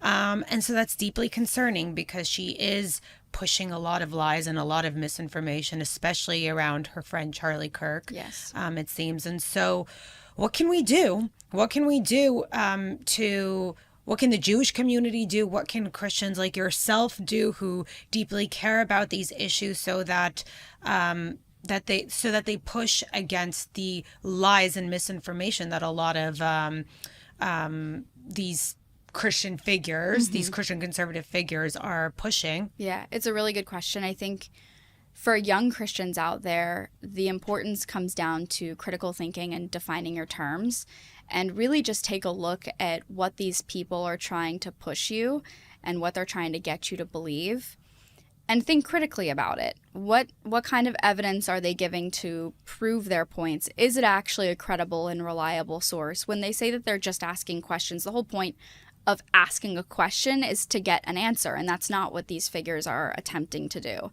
And I think, unfortunately, the reason why young Christians specifically are attracted to figures like Tucker, Candace, and Nick are because they crave something that the church unfortunately has not given them in this generation, which is community. And so I think it's also the church's role to step forward and say, hey, we've failed in this area of giving young people a sense of community and a sense of belonging, and now they're seeking it somewhere else. And so for young Christians out there, I'd say critical thinking and logic. And for pastors, I'd say now's your opportunity to step up and make your congregation one that's more community focused. And also for young Christians to pray as well, to be reading your Bible, to be part of a local body, to not isolate yourself and go down these rabbit holes that are not healthy psychologically to be getting yourself involved in. And then for the Jewish community, honestly, the Jewish community has been incredibly supportive, I think especially after Charlie Kirk's assassination, when I really had a moment where I was like, I need to be speaking about my faith more publicly. It was never something I intentionally didn't do, but after his death, I just realized, wow, like this is something I feel convicted about. This is something I need to be speaking out more about. And the Jewish community responded very kindly to that and very acceptingly of that. And I'd say that for the Jewish community to just remain strong and to know that there's a loud group of people that are trying to tear you down, but there are also people who are not just allies, because allies implies a transactional relationship. There are people out there that are your friends and that will show up when things aren't good and when things are good. And that's the kind of person I want to be, and I know plenty of other people who feel that way as well.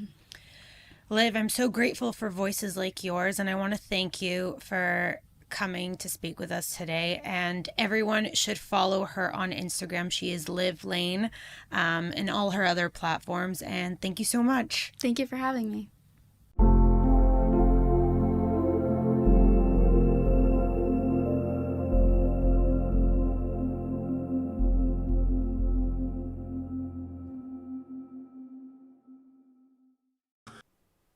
As Jews light the Hanukkah candles and remember the Maccabees who fought to protect Jewish sovereignty, a modern battle over Jewish history is unfolding in the state of Israel. This time, Regavim is on the front lines, working to protect the physical remains of our past and the connection they represent. ILTV's Mayan Hoffman has more. Hanukkah is a story of light, resilience, and continuity. It commemorates the Hashmonaim dynasty, whose members fought to preserve Jewish life, faith, and sovereignty in the land of Israel more than 2,000 years ago. Today, that legacy is not only remembered. In some places, it must still be defended. Regavim recently uncovered a disturbing case of desecration near the ancient Hashmonaim fortress of Jericho. Burial caves from the Second Temple period, believed to be part of the royal Hashmonaim burial grounds, were damaged during agricultural and landscaping work approved by the Palestinian Authority. Tractors rolled over the site. Catacombs were looted. Human remains that had rested undisturbed for more than 2,000 years were scattered across the ground. Hikers who came upon the scene described bones lying exposed in freshly plowed earth. Later, archaeologists identified the caves as part of the largest known Second Temple era burial complex in the region. Their findings revealed not only archaeological destruction, but also a profound violation of Jewish history and law. Regavim alerted Israel's civil administration, and together with volunteers from the Preserving the Eternal Project, the Binyamin Regional Council, and residents, launched a rescue mission. The goal: gather the desecrated remains and ensure they received a proper Jewish burial. The mission was accomplished. On Hanukkah, a commemorative tombstone was unveiled in their new burial place, marking what is now, hopefully, the final resting place of the Hashmonaim royal family. The burial of abandoned human remains is a Jewish commandment that overrides nearly all others. However, for Regavim, fulfilling this obligation was about more than honoring the dead. It was about reaffirming the unbreakable bond between the Jewish people, the land of Israel, and Jewish history. Regavim is fighting a different kind of battle than the Maccabees did back then, but the purpose remains the same: to protect Jewish sovereignty and to safeguard the land of Israel. To learn more about and stand with Regavim in this modern-day Maccabean effort, scan the QR code on your screen to visit their website and sign up for the Regavim newsletter.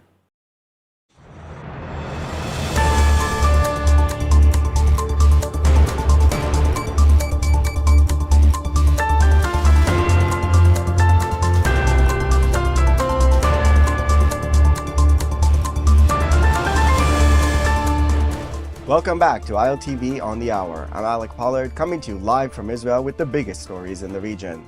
Prime Minister Benjamin Netanyahu announced a landmark natural gas agreement with Egypt, the largest in Israel's history, worth an estimated $35 billion. Netanyahu said the deal, signed with energy giant Chevron, will generate massive long-term revenue for Israel and cement the country's status as a regional energy powerhouse. State revenue is projected to climb to around $1.5 billion a year in later stages of the deal, with additional benefits expected from new gas exploration and development. The Prime Minister described the agreement as a strategic breakthrough, strengthening Israel's economy, deepening ties with Egypt, and reinforcing Israel's position as a key energy supplier in the region. היום אישרתי את עסקת הגז הגדולה בתולדות ישראל. היקף העסקה עומד על 112 מיליארד שקלים. העסקה הזאת היא עם חברת שברון האמריקנית, יש לה שותפות ישראליות, והן יספקו גז למצרים. אני אישרתי את העסקה לאחר שהבטחתי את האינטרסים הביטחוניים וחיוניים אחרים שלנו, ולא אפרט את כולם כאן. העסקה הזאת מאוד מחזקת את מעמדה של ישראל כמעצמת אנרגיה אזורית, והיא תורמת ליציבות באזורנו. And that was not the only major deal Israel signed this week. Germany has now doubled down on its Israeli Arrow air defense system purchase by announcing a new $3.1 billion expansion of the agreement announced just days ago. This will significantly increase production of Arrow 3 interceptors and launchers for Germany, enhancing its ability to defend against long-range ballistic missiles, including growing threats posed by Iran and Russia. Earlier this month, Israel completed delivery of the Arrow 3 system to Germany under a separate $3.5 billion deal signed 2 years ago. That delivery marked the first time Israel's most advanced missile defense system was deployed by a European NATO power.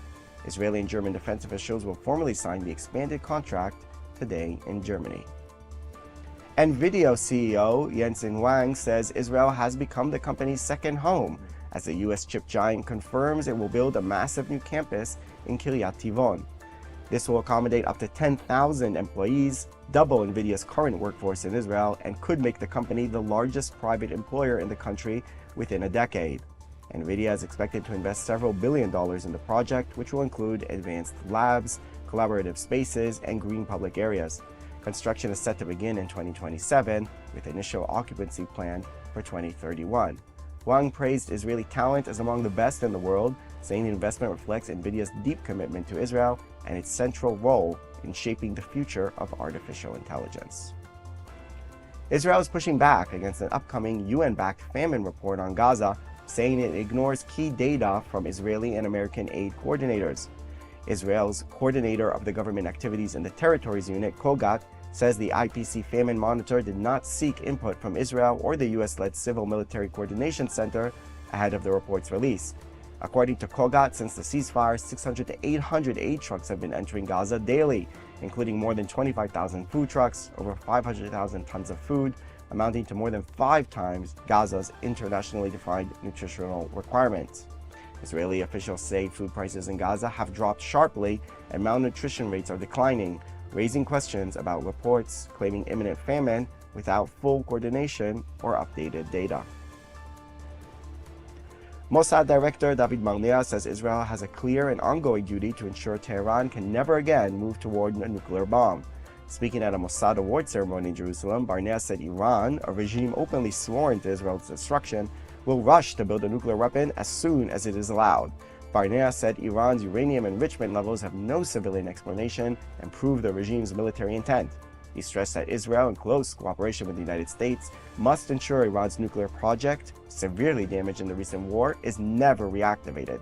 That warning comes as new details emerge about one of Israel's most sensitive operations. A joint Washington Post and PBS Frontline investigation reveals that during Operation Rising Lion, Israel eliminated 11 senior Iranian nuclear scientists, sending the program back years. And that's all for this edition of ILTV on the Hour. Thanks for watching.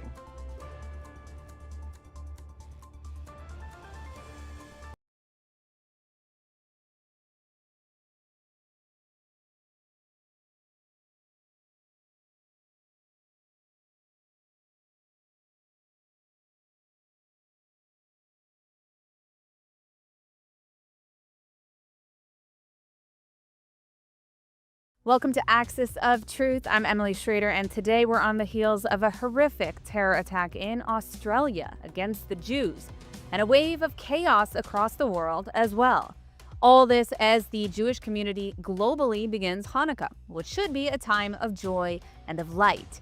Now, don't get me wrong, today we'll talk about the good news this week, but not before I break down some of the most pernicious lies that we're hearing about the Jewish community first.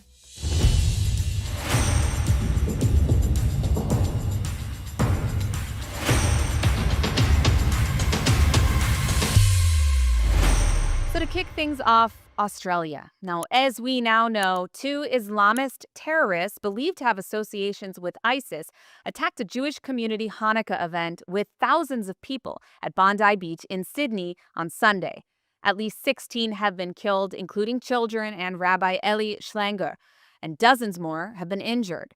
The terrorists were able to fire more than 70 shots at the crowd before the Australian police apprehended them. And in the midst of all this, an unlikely hero emerged. Ahmed El Ahmed, an Arab Muslim himself, hid behind a car behind one of the shooters and jumped out to tackle him, disarming the terrorist before dropping the weapon and putting his hands up in order to avoid police mistakenly thinking that he was one of the terrorists. Now, in the process, he was shot 2 times and he's now recovering in the hospital. But this triggered a sort of bizarre social media argument over the weekend that I think needs to be addressed. Now, as I saw countless Israelis and Jews celebrating the heroism of Ahmed, I saw just as many, if not more, pro-Hamas accounts claiming that Jews /Mossad /Zionists, etc. are mad because a Muslim stopped the terror attack. This is colossally stupid and displays the profound ignorance of these baboons for several reasons. First off, it's simply not true. I haven't seen Israelis who were upset that it was a Muslim who saved lives. I did, however, see countless anti-Semitic conspiracy theorists who were trying to claim that this terror attack was a false flag attack, and then using the fact that the hero was a Muslim as somehow evidence that he foiled this Mossad attack, because no Muslims work for Mossad, am I right? And the ignorance of these people is truly mind-boggling, and it is yet another exercise in deflection and a failure of many in the Muslim community who are fomenting these conspiracy theories to take responsibility for the fact that yet again there has been a savage, barbaric terror attack against Jews in the name of Islam that's been fueled by over 2 years of outlandish disinformation about Israel and Gaza that's been permitted by the Australian government to be freely proliferated through blatantly anti-Semitic rhetoric. See for yourself.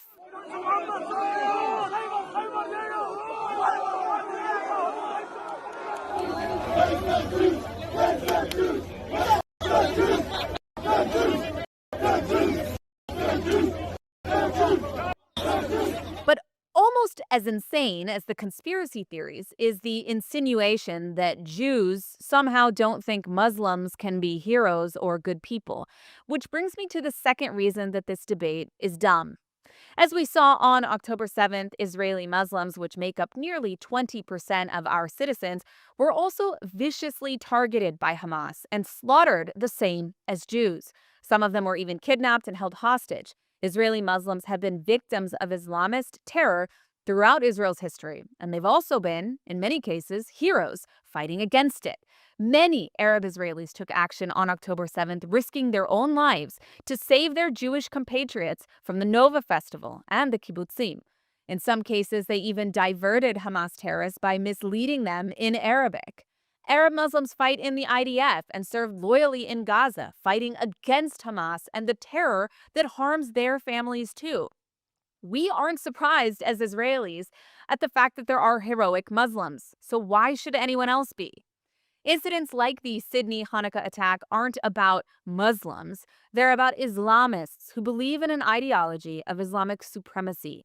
And that is why they build conspiracies for the terrorists who do actually commit heinous acts of violence in the name of their religion. Finally, this debate is absurd because the attack itself was carried out by Islamist terrorists again. In fact, in the past 30 years, approximately 95,000 terror attacks have been committed by Islamists or Marxist Islamists. There's no denying that this is a problem, and it's a problem that harms Muslims too. In fact, they're usually the victims of such Islamist extremism. So enough with this stupidity. The terror attack at Bondi Beach was horrific, and it is true that the fact that a Muslim man intervened to heroically save lives does not negate the fact that yet another terror attack was carried out in the name of that Islamist cause. But we have no problem applauding the courageous heroism displayed by Ahmed El Ahmed in this horrible event, nor recognizing that many Muslims are like him too. Enough. Now let's discuss some of the biggest stories this week that you need to know about. First off, the 83% myth. Now, one of the claims that is continuing to rise in popularity is that, according to IDF reports, 83% of the casualties in Gaza are civilians. This is something that has been parroted around by mindless morons like Anna Kasparian and all her mentally challenged ilk. So Israeli papers got a hold of the IDF's internal data in regard to civilian casualties in Gaza. And their own data indicates 83% of people slaughtered in Gaza, 83% are civilians. And also picked up by sources like The Guardian, which presented it as hard evidence of Israeli malice in Gaza, when in reality, it's a case study in what happens when journalism decides to become a political project. The reality is that this statistic isn't true at all, and I know because I've actually read many of the source documents for this ridiculous claim. So let's break it down a little bit more. First, I have to preface this all by saying it is impossible to produce accurate fatality counts in real time during an active war. Every military expert knows this. Hamas now claims that 62,000 people have been killed in the Gaza war. They do not report that any of them are combatants. And they include natural deaths as well as Gazans killed by their own failed rockets. They also don't allow anyone to verify anything. On the other side, Israel reports that at least 22,000 combatants have been killed, and an additional 2,100 have been killed since March 2025 alone. If you simply do the math, even using the Hamas inflated totals, the civilian to combatant ratio is under 2-to-1. That's far below the ratios of 3-to-1 or 5-to-1 recorded in U.S. campaigns in Iraq and Afghanistan. So already this whole genocide narrative is falling apart. So where does this 83% claim come from? It comes from an IDF document listing about 8,900 known Hamas operatives from before the war that the IDF has confirmed they killed. It is not a list of all combatants. It only denotes names that Israel knew prior to October 7th. It also doesn't include anyone from Islamic Jihad or from other Gaza terror groups, nor does it include the more than 15,000 new Hamas recruits that joined after October 7th. It also doesn't include Hamas leaders, nor does it include the thousands of civilians who actively participated in combat, which we know took place because we saw it ourselves during the thousands who invaded during the October 7th massacre. Now, despite all this, The Guardian then makes the absurd claim that anyone who was not on that pre-war list must therefore be a civilian. That's not analysis. This is a total misunderstanding of war. Many terrorists died in tunnels. Many died in collapsed buildings. Many were killed in close quarters battles where there's no body to recover and no name to record. And on top of all of this, the IDF has utterly rejected The Guardian's claim and said that the numbers they printed don't reflect any data in their systems. The truth is simple. The 83% claim isn't journalism. It's propaganda focused on a selective data point, named combatants in Hamas prior to October 7th, and then uses it to manufacture this false moral narrative. And it does so by applying a standard of warfare that isn't applied to any other war in history, all for the purpose of falsely accusing Israel of having 83% civilian casualties. And now a little bit more happy story, at least for us. An Iranian professor at the University of Arkansas who loves the Islamic Republic has been removed from her leadership position after a series of revelations showed that she praised the Islamic regime in Iran, supported a convicted regime murderer, and even used official university letterhead to do it. Shireen Saidi, who taught political science and directed the university's Middle East Studies Center, has come under intense scrutiny for her public statements and actions linked to supporters of the regime. Now, documented posts show that she's praised Ali Khamenei, the supreme leader of the Islamic regime, including messages in which she defended him in response to me, after the regime issued statements calling for violence against Israel. She also repeated regime talking points in her personal posts, framing Israel as a genocidal state, while, of course, expressing affection for a dictator responsible for mass repression and global terror activity. But it was another discovery that caused even greater outrage. She signed a letter supporting Hamid Nouri, a former regime official who was convicted in Sweden for his role in the 1988 mass execution of political prisoners. In that case, Nouri was found guilty of participating in the torture and execution of thousands. Records show that Saidi signed this letter using official University of Arkansas letterhead, of course, giving the false impression that her support was in some way representative of the institution itself. This was widely seen as an abuse of her position and a misuse of public resources.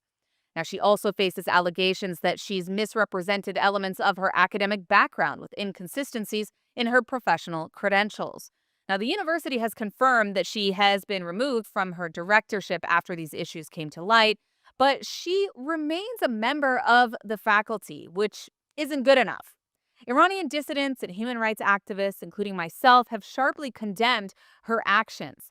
They're arguing that her behavior reflects a pattern of regime sympathizers using Western academic institutions to legitimize the Islamic regime and to whitewash the crimes of individuals like Hamid Nouri. Her public praise of Khamenei and her support for a convicted regime executioner should obviously raise national security concerns in the United States.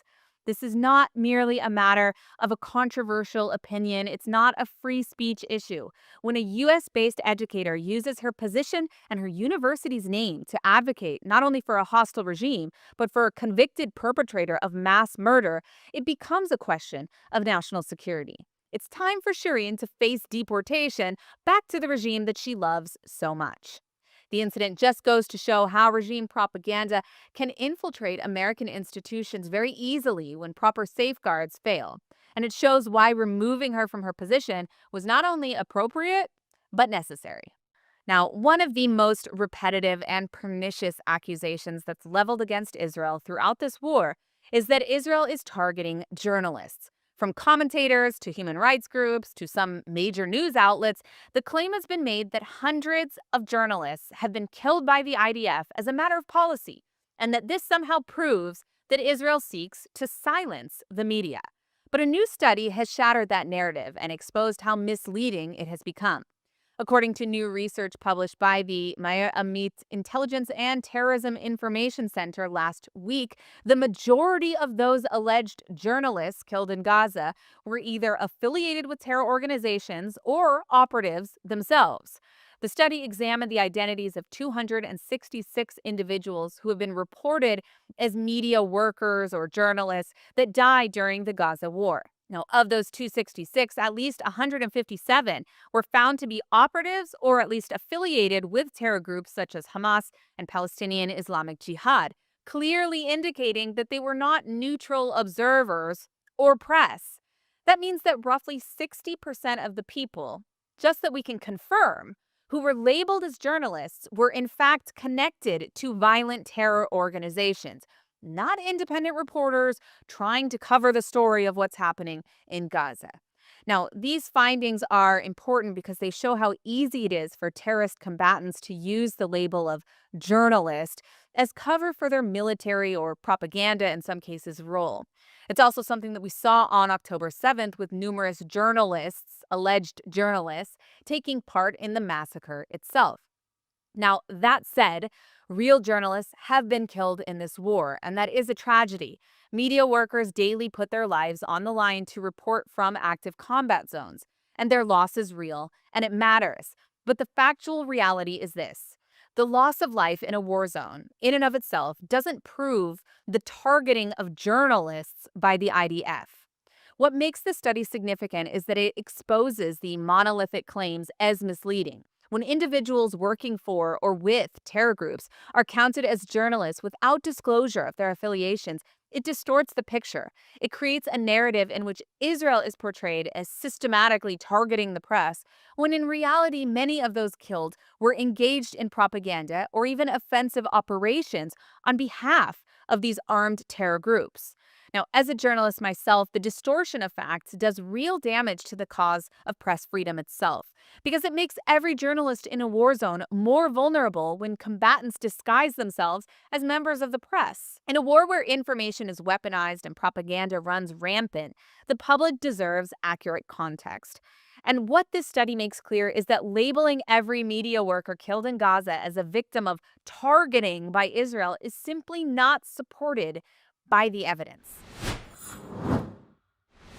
And with all of that settled this week, I want to shift gears a little bit and take a look at the good, the bad, and the ugly stories of this week. The good this week comes from a place the Islamic regime in Iran works desperately to control, the holy city of Mossad. And yet even there, even inside a mosque, the regime couldn't silence the public. At the memorial service for Khosrow Ali Kurdi, the human rights lawyer who died after months of pressure, interrogation, and threats from security forces, mourners did really what was the unthinkable. Inside the mosque itself, they chanted "Long live the Shah," an open declaration of support for Crown Prince Reza Pahlavi. Take a look.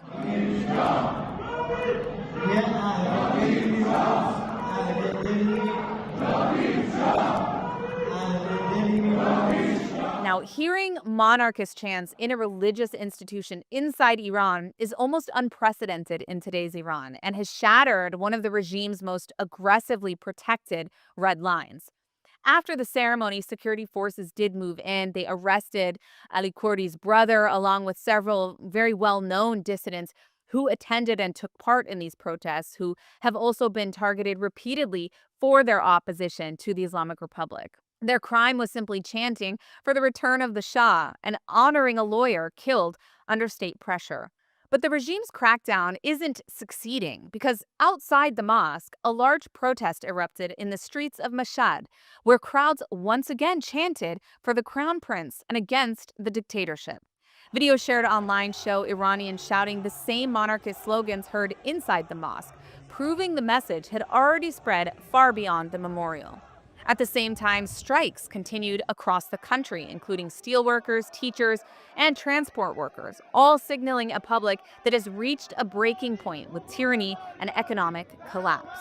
From the mosque to the streets, Iranians are increasingly claiming their future, and they're doing it together louder than the regime can silence. This is the only way for the Iranian people to reclaim their country from the mullahs in power. Now, for the bad story this week, we need to talk about a stunning development in the Gaza war that exposes how Hamas has manipulated human suffering to score political points. Shocking, right?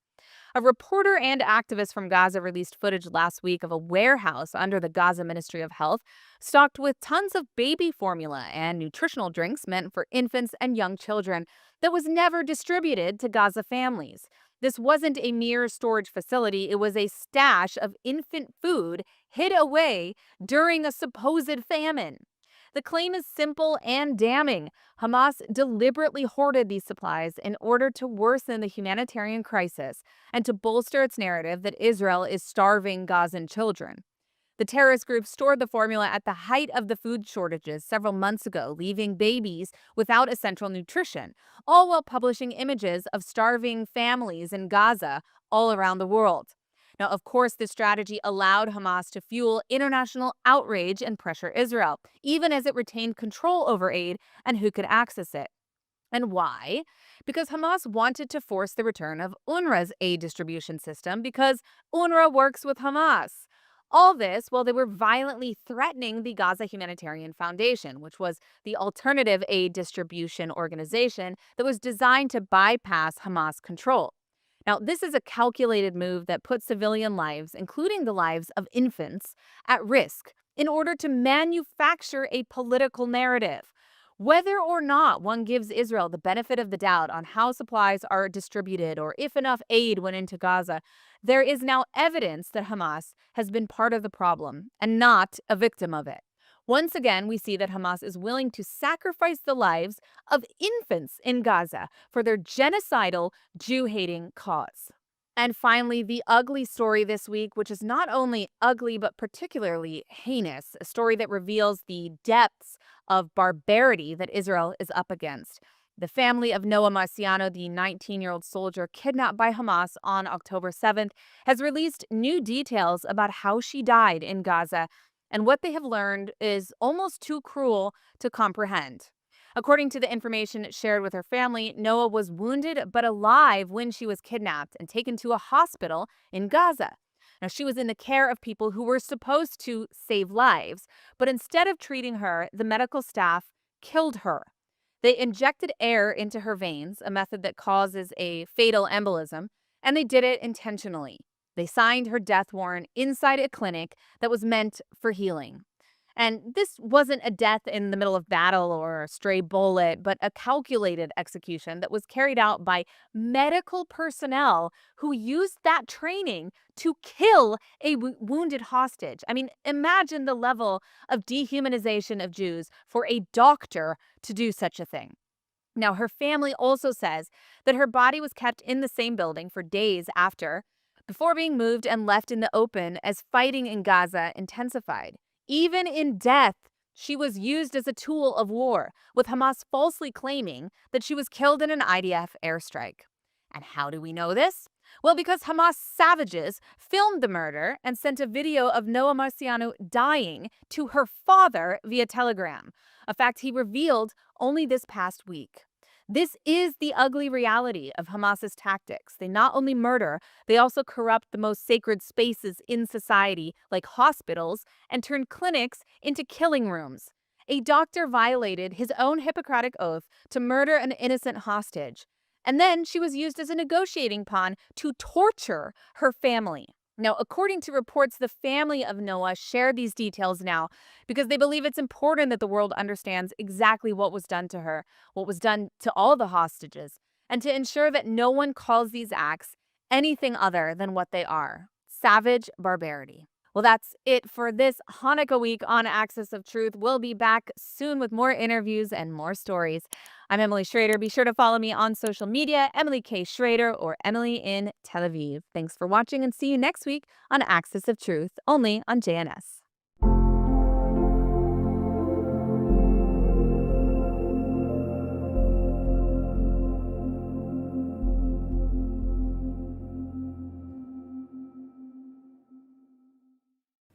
And joining me now to discuss these latest events is Colonel in Reserves Itamar Yaal, former department head at the NSC. Thank you for joining us.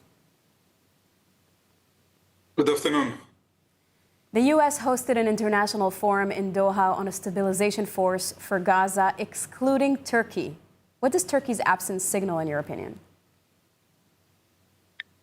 It signals that the state of Israel refused to accept Turkey as a legitimate player in the Gaza Strip and in other areas where we are concerned about the Turkish presence.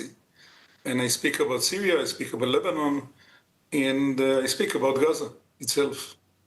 Turkey is a NATO member, but has also openly backed Hamas and criticized Israel throughout the war. From a security standpoint, can you explain to our viewers why Israel is adamantly opposed to Turkish participation in a multinational force? You just mentioned that Turkey is part of NATO, and this is part of the problem. Because we understand that if Turkish soldiers will be within Gaza, our flexibility to take part and to try to stop all kind of activities against Israel will be limited, because it will mean that there is a risk the Turkish soldiers that are part of NATO will be under danger to be attacked by us by mistake or not by mistake. This is one area, one reason. The other reason is that we see that Turkey have a crucial interest in the area. The Turks are part, more or less, of the Islamic Brothers, together with Qatar. And they would like to get more and more influence. They had already more influence after the disappearance of Iran from Syria and away from Lebanon. And they now push ahead to try to get influence in areas that they didn't have any influence earlier. Now, we understand that the Turks see Israel, if not as an enemy, but as some kind of identity that Turkey want to push and to limit its influence. Mm-hmm. And this is exactly the opposite of our interest. And we don't need to trust about what all kind of experts are telling us. We need only to listen to what President Erdogan is saying about Israel, about the Israeli government, about Israelis in general. And if this is the case, we don't have any interest to have such a player on the ground next to our border. Now, the Doha Forum brought together more than 45 countries, but less than half have signaled willingness to participate in a stabilization force in Gaza. And also, there are reports that many of the countries willing to participate want to operate behind the yellow line, meaning under IDF protection, rather than move independently inside Gaza. What is your take on this? Look, let's say what is the real truth on the ground. Nobody, and I will repeat it, nobody is willing to go into Gaza if Hamas will be the leader and the organization that carry weapons within Gaza. There are states that are saying we'll go into Gaza only after Hamas will be disarmed. And there are other countries that play some kind of a game, and they are saying we are willing to go into it to help and to try to rebuild Gaza, but we'll do it only on the areas that are under Israeli control. Mm-hmm. In other words, they are saying we don't trust the Hamas, and we are not ready, as they say, to be on the ground where the Hamas is in fact controlling the area by power. Itamar Yael, thank you very much for your input. You're welcome.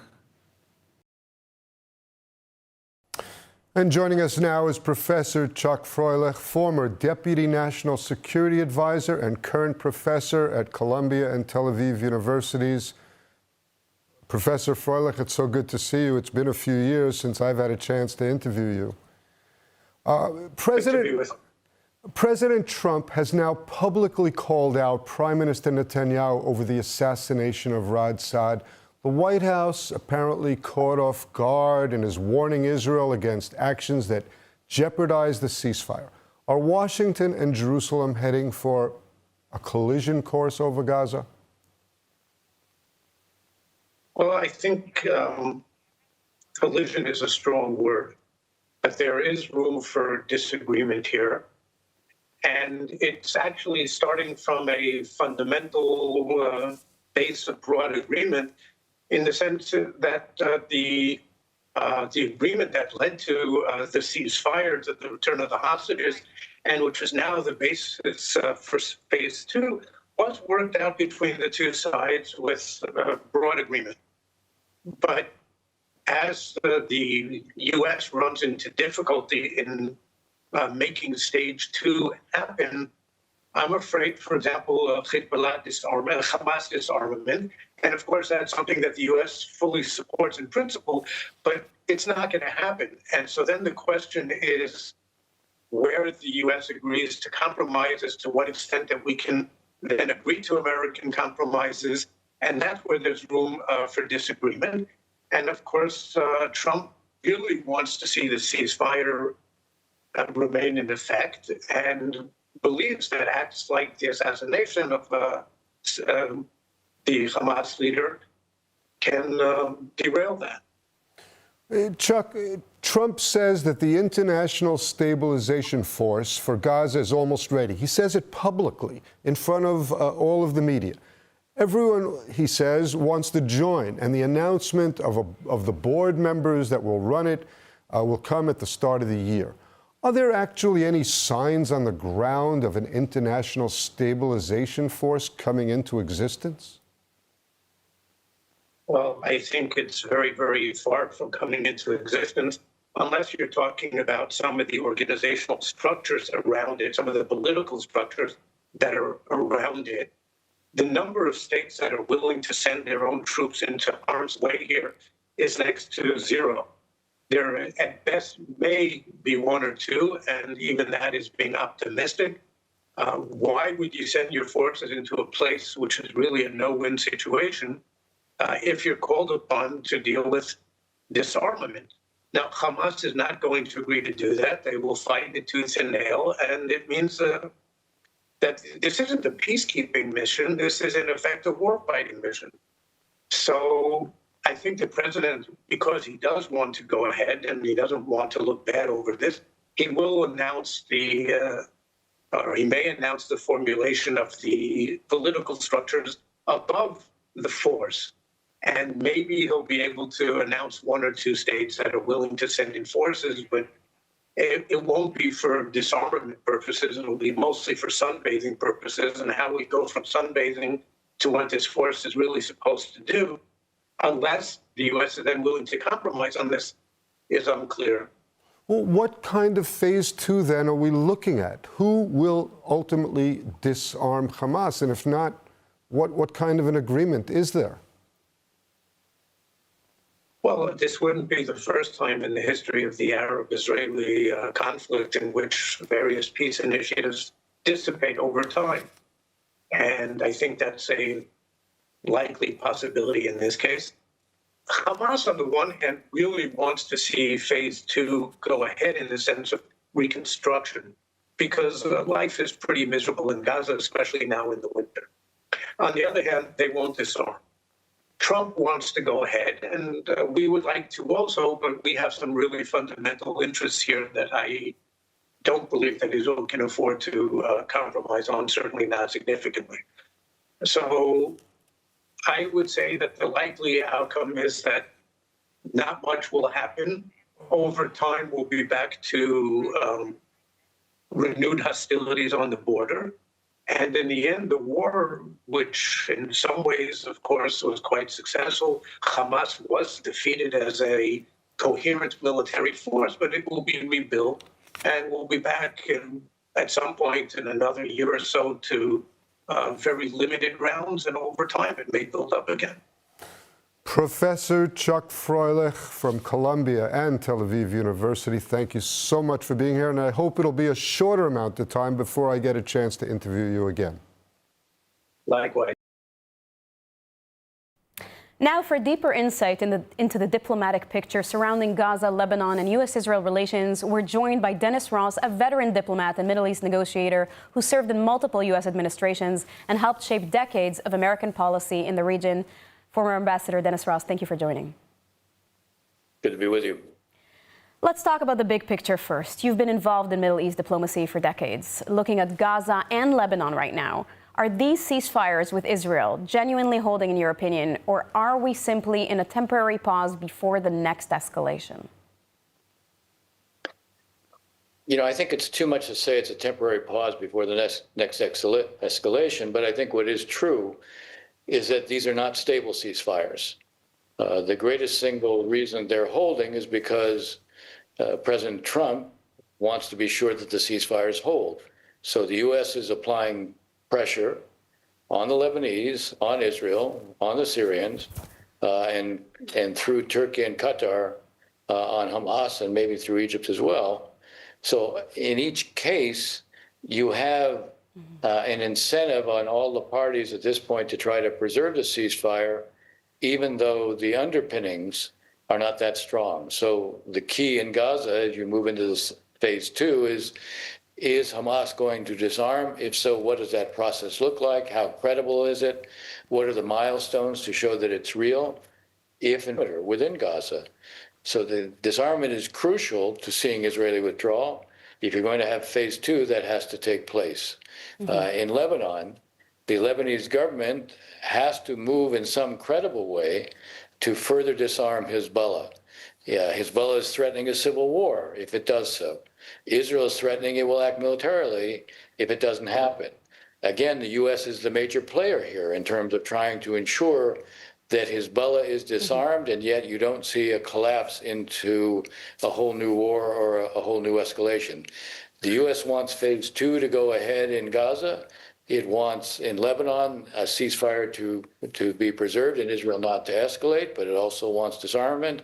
In Syria, it wants an understanding between the new Syrian government and Israel. In all these cases, there's a pretty wide divergence between what the Israelis want to see, what the reality on the ground is, and what the U.S. is trying to preserve. So with U.S. focus split between Gaza, Lebanon, Iran, and Saudi normalization, is Israel at risk of being pressured into concessions for the sake of regional stability? Or does the current U.S. approach actually strengthen Israel's hand? Well, I think there's no question that the U.S. wants to see not just regional stability, it wants to see Israel integrated into even more into the security architecture and political architecture of the region. Now, for that to happen, you're going to have a transformation in Gaza. You're going to have to see Lebanon become more controlled by the Lebanese government. You're going to have some understandings between the interim Syrian government and Israel. In all those cases, you're going to see the U.S. pressing both sides, but it means it will also be pressing Israel. The threats in Lebanon may be useful, that the Trump administration makes clear to the Lebanese government if they don't act, Israel will. But by the same token, President Trump doesn't want to see what has been a process in Lebanon suddenly explode in a new conflict. He wants to see phase 2 in Gaza. And phase 2 in Gaza will require not only the disarmament, but it also requires withdrawal on the Israeli side. So Israel will face pressure from the administration, given the administration's desire to show it is transforming the region. The president has said he's brought peace to the Middle East. He doesn't want to see all that collapse. Now, finally, we saw a deadly anti-Semitic terror attack in Australia just yesterday. From your perspective, is the international community taking the anti-Semitism threat seriously enough? And what responsibility do world leaders have in drawing a clear line against anti-Semitism? Well, they do have that responsibility. I think we have a good example in Australia where somehow there's a blurring of distinctions. The criticism of this Israeli government's actions created an environment where something like this became more thinkable. The governments, whether they're in Australia or elsewhere, have to find a way to balance whatever their criticism is of Israeli actions without looking like they're somehow sanctioning the ability to go after not just Israeli targets, but also Jewish targets. What we've seen is a normalization of anti-Semitic tropes. What we've seen is Jewish communities being seen as a stand-in for Israel. And therefore, if you're opposing Israel, you can attack the Jewish community as well. It's up to leaders internationally to draw an unmistakable red line and to make it very clear that whatever criticisms they may have of Israel, it is unthinkable, it is illegitimate, and those who engage in this kind of behavior will be brought to justice, and they'll face the full measure of that justice in response. Former Ambassador Dennis Ross, thank you so much. My pleasure. And joining us now with more on the horrific anti-Semitic terror attack at the Hanukkah celebration at Bondi Beach in Sydney, Australia, is Israeli journalist Lital Shemesh, who is in the country for the holiday. Lital, thank you so much for joining us. Thank you for having me, Lidar. So you're visiting Australia. What can you tell us about the horrific events today? What's the latest news coming out of Sydney at this late hour? Yeah, so at the moment we're talking about at least 12 people who were murdered in this horrific attack. We still don't have the exact number of wounded people, but more and more testimonies of people from the scene are coming.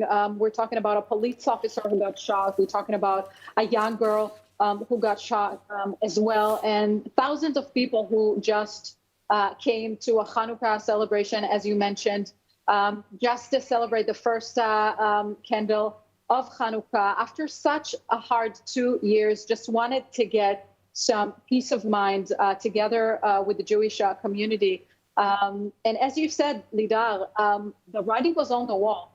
They are now saying the Albanese government hasn't done enough to prevent what just occurred. After 2 years that Israel is under war, where the Jewish community in Australia is getting bashed by the Lebanese population, by anti-Israeli movements and pro-Palestinians who are chanting "Gas the Jews" in the streets, who are chanting "Globalize the Intifada." These are the things that the Jewish community had to deal with in the past 2 years. And not only the Albanese government hasn't done enough, they were encouraging, they were fueling the Palestinians. Anthony Albanese declared he's recognizing a Palestinian state. He was bashing Israeli members of parliament. He was preventing from Israeli members of parliament from entering Australia, and all of this together was just inflaming and giving fuel to what just happened, sadly, this evening. And is the danger over now, or are there concerns in Australia that there could be more attacks against the Jewish community?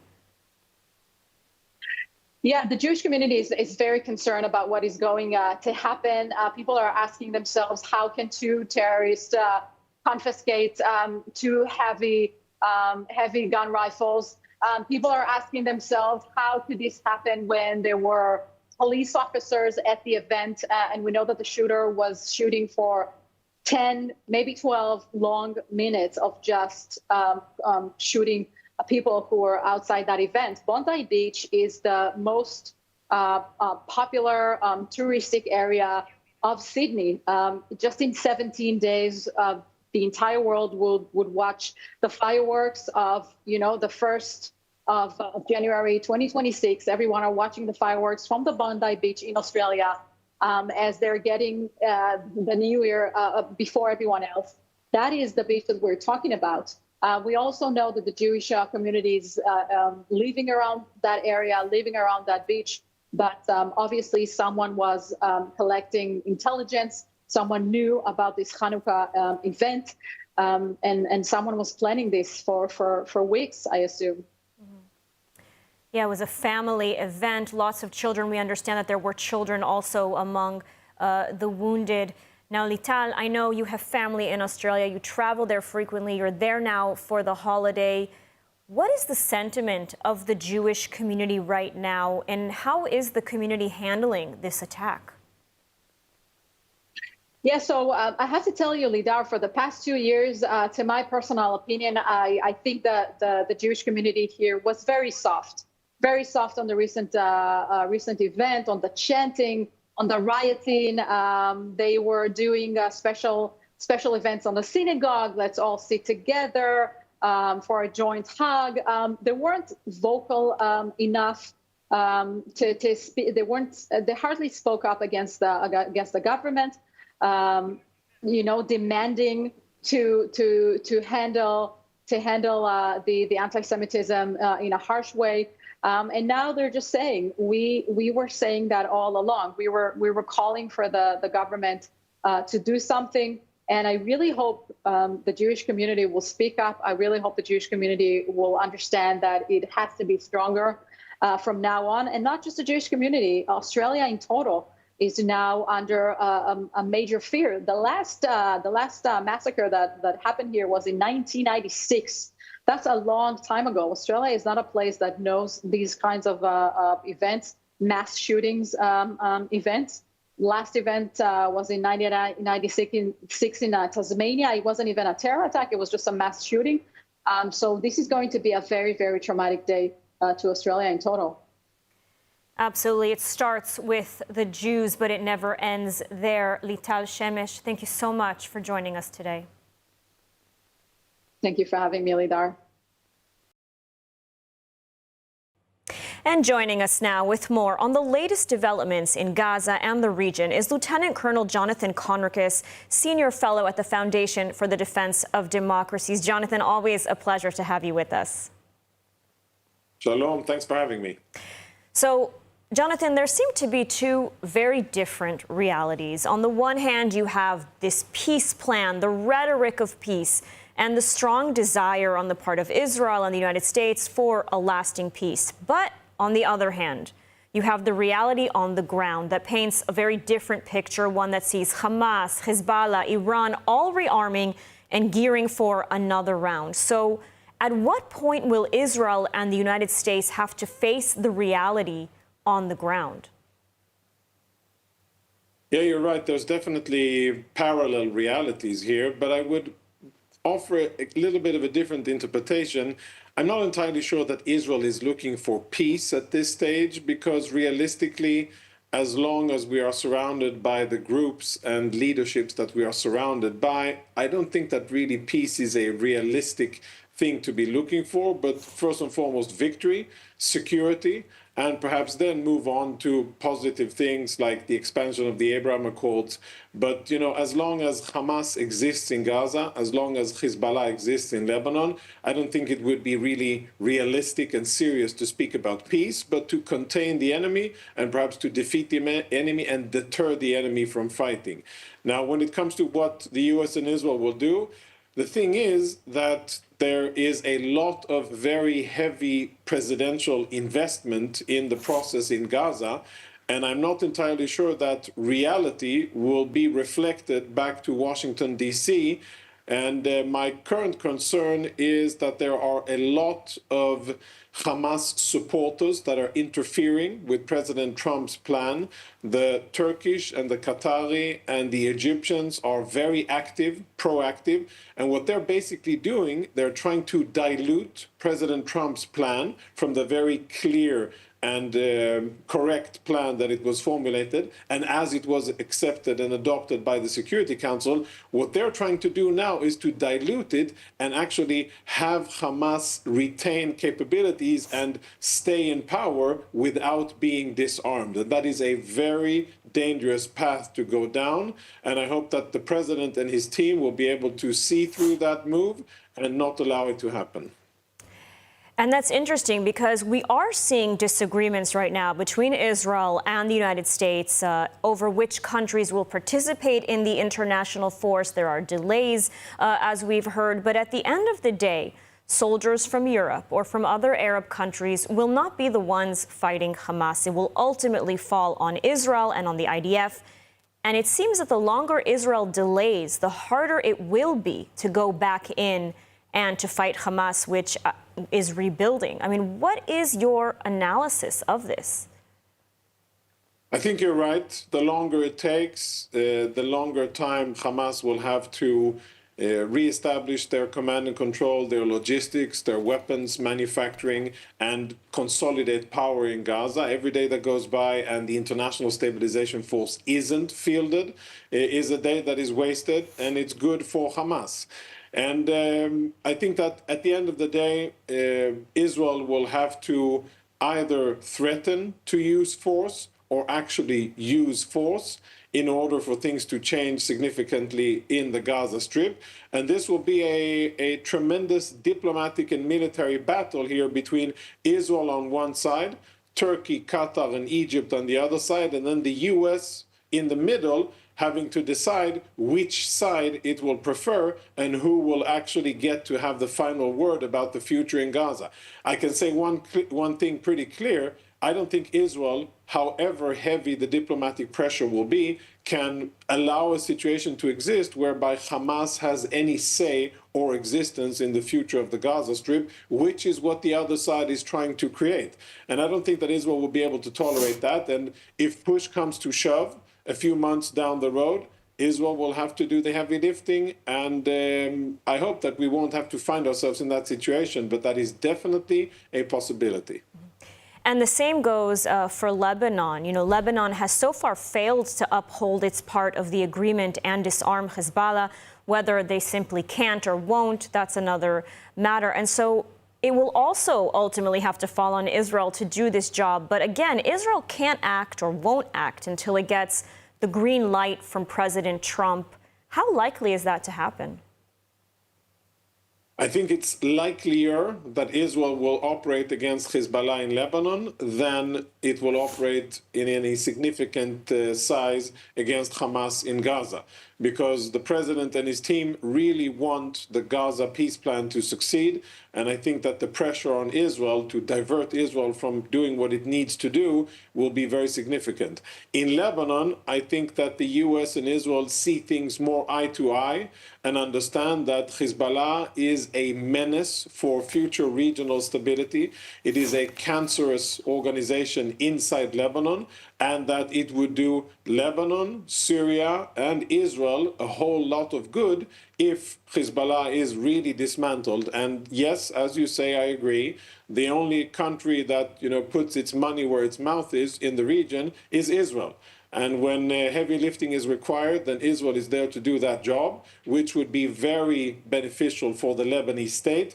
And I can tell you that behind the scenes, I know that Lebanese officials, government officials, and military officials are asking, pleading, and hoping for Israel to come to the rescue and get rid of Hezbollah's main capabilities, because what we're seeing on the ground is a very worrying picture. We're seeing Hezbollah creep back down to the south. We're seeing the Iranians provide Hezbollah with hundreds of millions of dollars that they don't really have to spend, but they're spending them anyhow.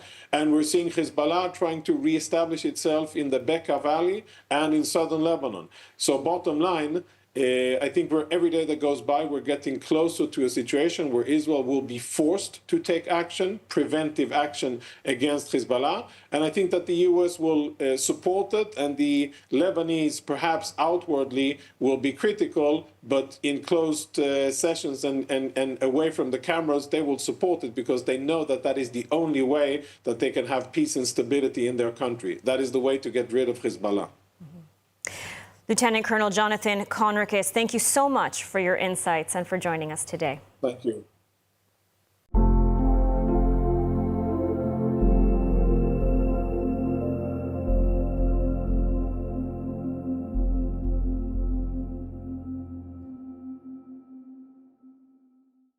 Tonight, a look at an organization that has been caring for Israel's most vulnerable for more than 2 centuries. In Jerusalem, one of the nation's oldest communities of residents relies on a daily lifeline of food, support, and human connection.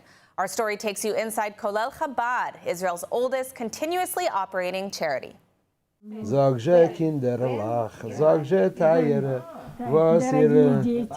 A soft moment inside a small Jerusalem apartment. A Kolel Chabad staff member singing to a woman who has lived a full century. Here in Jerusalem, some of Israel's oldest residents are living alone, often far from family, and often with no one checking on them, except Kolel Chabad. Founded in 1788, Kolel Chabad is Israel's oldest charity, and today its mission remains the same: help anyone in need with dignity, respect, and a human touch. Each day, hot, freshly cooked meals are prepared and delivered to thousands across the country. But here in Jerusalem, the work is deeply personal. Volunteers don't just drop the food at the door. They step inside, they say hello, they check on how people are doing. For many recipients, this is the only visit they receive all day. Each of these doors, behind it there's another resident with a fascinating story. Each one has an amazing life story. But the last apartment, all the way on the top floor, the final corner, the last apartment, 479, there's a woman that lives here, 103 years old. One of Israel's oldest residents. Rosa is 103 years old. She lives here in Yerushalayim 23 years. She came from Moscow, from Moskva. And we have the merit every single day to deliver food for her here in her apartment. Rosa is just one of the thousands who depend on this work. Holocaust survivors, immigrants with no family left, and seniors who simply cannot afford food in a city where prices keep rising. From the hallways of public housing to the small apartments tucked into Old Jerusalem, every delivery is a reminder that no one should grow old and be left alone. And in a time of national crisis, when many families are struggling more than ever, Kolel Chabad's work has only grown. To support this work and to help ensure no senior in Israel goes hungry, you can donate directly to Kolel Chabad. Every meal makes a difference.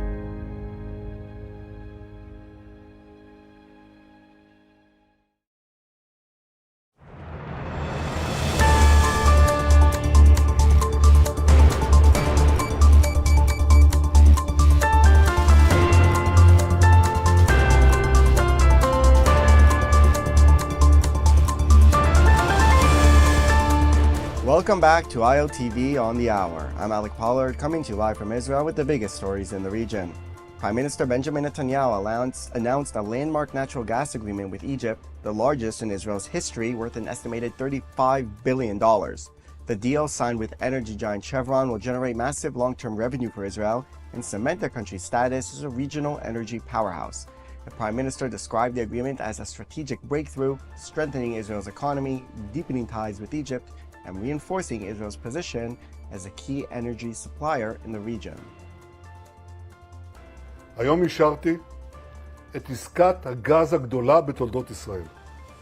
היקף העסקה עומד על 112 מיליארד שקלים. העסקה הזאת היא עם חברת שברון האמריקנית, יש לה שותפות ישראליות, והן יספקו גז למצרים. אני אישרתי את העסקה לאחר שהבטחתי את האינטרסים הביטחוניים וחיוניים אחרים שלנו, ולא אפרט את כולם כאן. העסקה הזאת מאוד מחזקת את מעמדה של ישראל כמעצמת אנרגיה אזורית, והיא תורמת ליציבות באזורנו. And that was not the only major deal Israel signed this week. Germany has now doubled down on its Israeli Arrow air defense system purchase by announcing a new $3.1 billion expansion of the agreement announced just days ago. This will significantly increase production of Arrow 3 interceptors and launchers for Germany, enhancing its ability to defend against long-range ballistic missiles, including growing threats posed by Iran and Russia. Earlier this month, Israel completed delivery of the Arrow 3 system to Germany under a separate $3.5 billion deal signed 2 years ago that marked the first time Israel's most advanced missile defense system was deployed by a European NATO power. Israel's coordinator of the government activities in the territories unit, Kogat, says the IPC famine monitor did not seek input from Israel or the US-led Civil Military Coordination Center ahead of the report's release. According to Kogat, since the ceasefire, 600 to 800 aid trucks have been entering Gaza daily, including more than 25,000 food trucks, over 500,000 tons of food, amounting to more than 5 times Gaza's internationally defined nutritional requirements. Israeli officials say food prices in Gaza have dropped sharply and malnutrition rates are declining, raising questions about reports claiming imminent famine without full coordination or updated data. Burning in Judea and Samaria has now been branded as a threat to national security by Israeli ministers. The decision was made at the end of an emergency discussion with the heads of the authorities adjacent to the Palestinian areas who suffer from the threat. They said steps will be taken, including the permanent confiscation of Palestinian waste trucks. Budgets will be allocated to recruit contractors and heavy equipment from the private sector for firefighting and waste removal. And a garbage disposal site will also be established in central Judea and Samaria to respond to fires in the area. Mossad Director David Barnea says Israel has a clear and outgoing duty to ensure Tehran can never again move toward a nuclear bomb. Speaking at a Mossad award ceremony in Jerusalem, Barnea said Iran, a regime openly sworn to Israel's destruction, will rush to build a nuclear weapon as soon as it is allowed. That warning comes as new details emerge about one of Israel's most sensitive operations. A joint Washington Post and PBS Frontline investigation reveals that during Operation Rising Lion, Israel eliminated 11 senior Iranian nuclear scientists, including former atomic energy chief Fereydun Abbasi, setting Iran's nuclear program back by several years. And that's all for this edition of ILTV on the Hour. You can download our app that's on the screen to get all of the updates coming out of Israel from ILTV. That's all for this time around, and thanks for watching.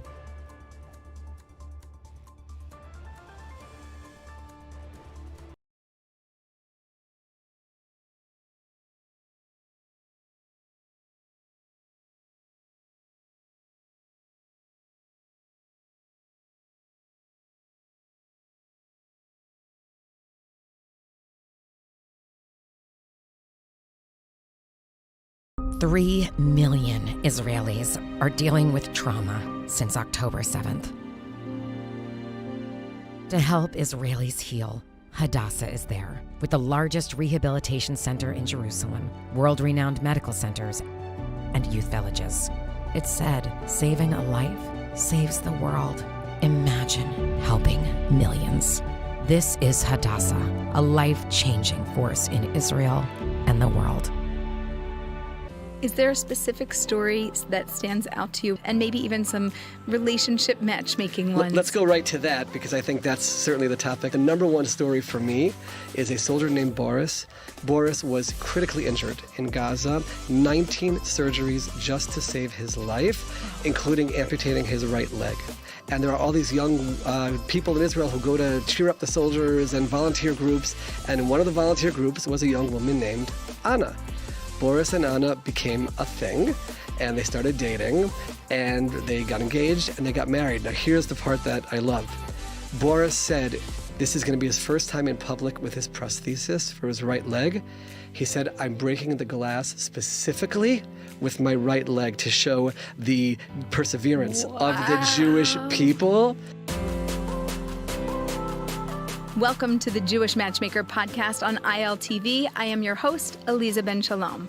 And today we are here with Rabbi Dov Lipman. You may know him as a former Knesset member, as a best-selling author, and the founder of Yad LaOlim. But beyond politics and public service, he has become a voice of inspiration, collecting and sharing stories of resilience, family, and faith, especially after the aftermath of October 7th. His work highlights not just survival, but also connection, love, and the ways that relationships carry us through. Welcome, Rabbi. Thank you for being with us. Great to be with you, Elisa. So happy to have you.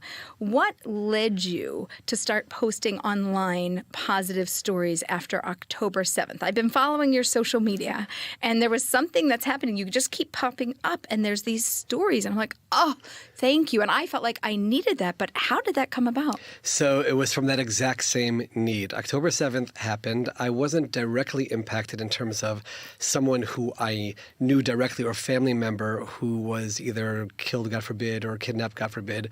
I did have my son who was called up to reserves that day, and that's been certainly a family saga for hundreds of days since then. But I didn't think I'd have much to do with anything else. But then that Motzei Shabbat, the phone calls started coming in right Saturday night as soon as the holiday was over. Olim families who were impacted, help us find our child. Our child was killed. How do we arrange for burial? Oh. And one after another, and everything became very dark for me very quickly. Wow. And I realized, I woke up, I think 2 days into it, and I said, I don't want to wake up, meaning I don't want to face the darkness of today.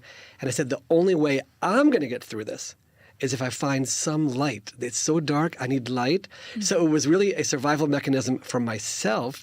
And then I started posting it, and things started going viral. And it reached a point where if it was 4 o'clock in the afternoon in Israel and I hadn't posted, I started getting messages. Where's today's story? I need inspiration. And I realized that there's really a service here for the Jewish people, because everyone needs this positivity and everybody needs this light.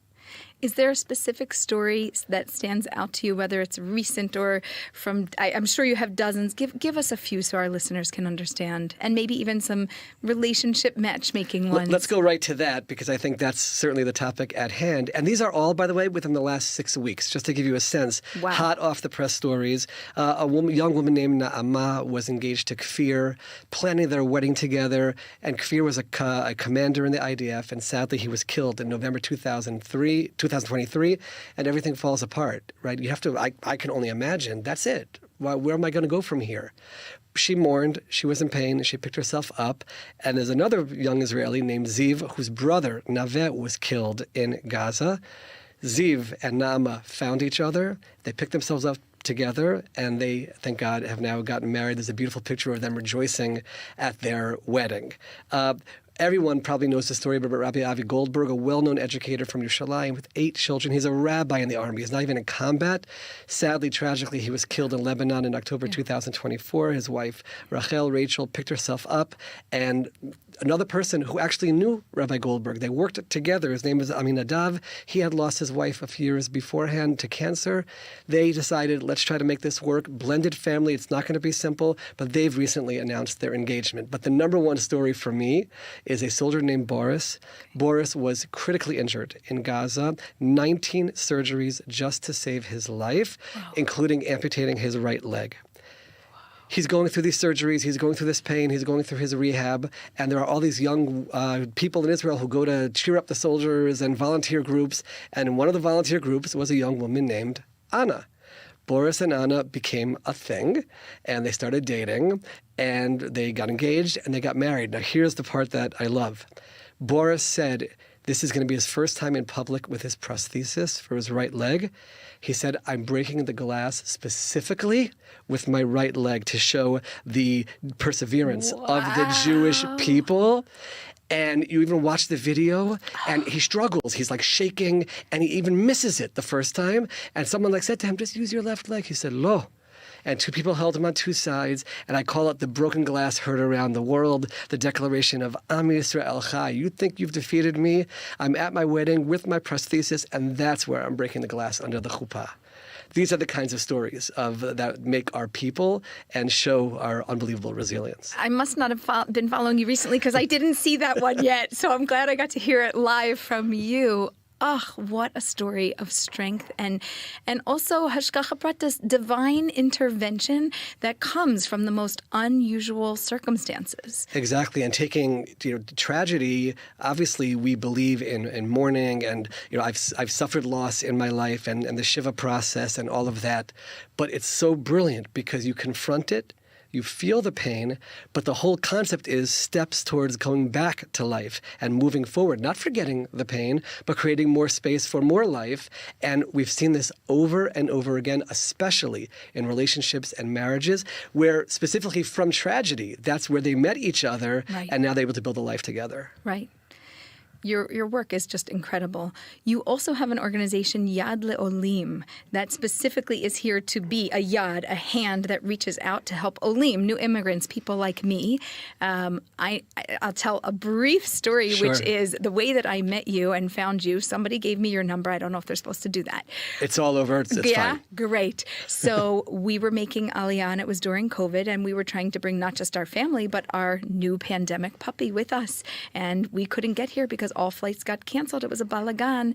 And you, along with Nefesh B'Nefesh, supported us in making this happen. And then later I heard Yad Le'olim, and all of a sudden it was like exactly what you were doing for me turned into an organization. What is Yad Le'olim, and how does it work? So it really was an outgrowth of Corona specifically, because as a former member of Knesset, people started reaching out to me, can you help us get into the country for a wedding, for a birth, for a brit, for a circumcision?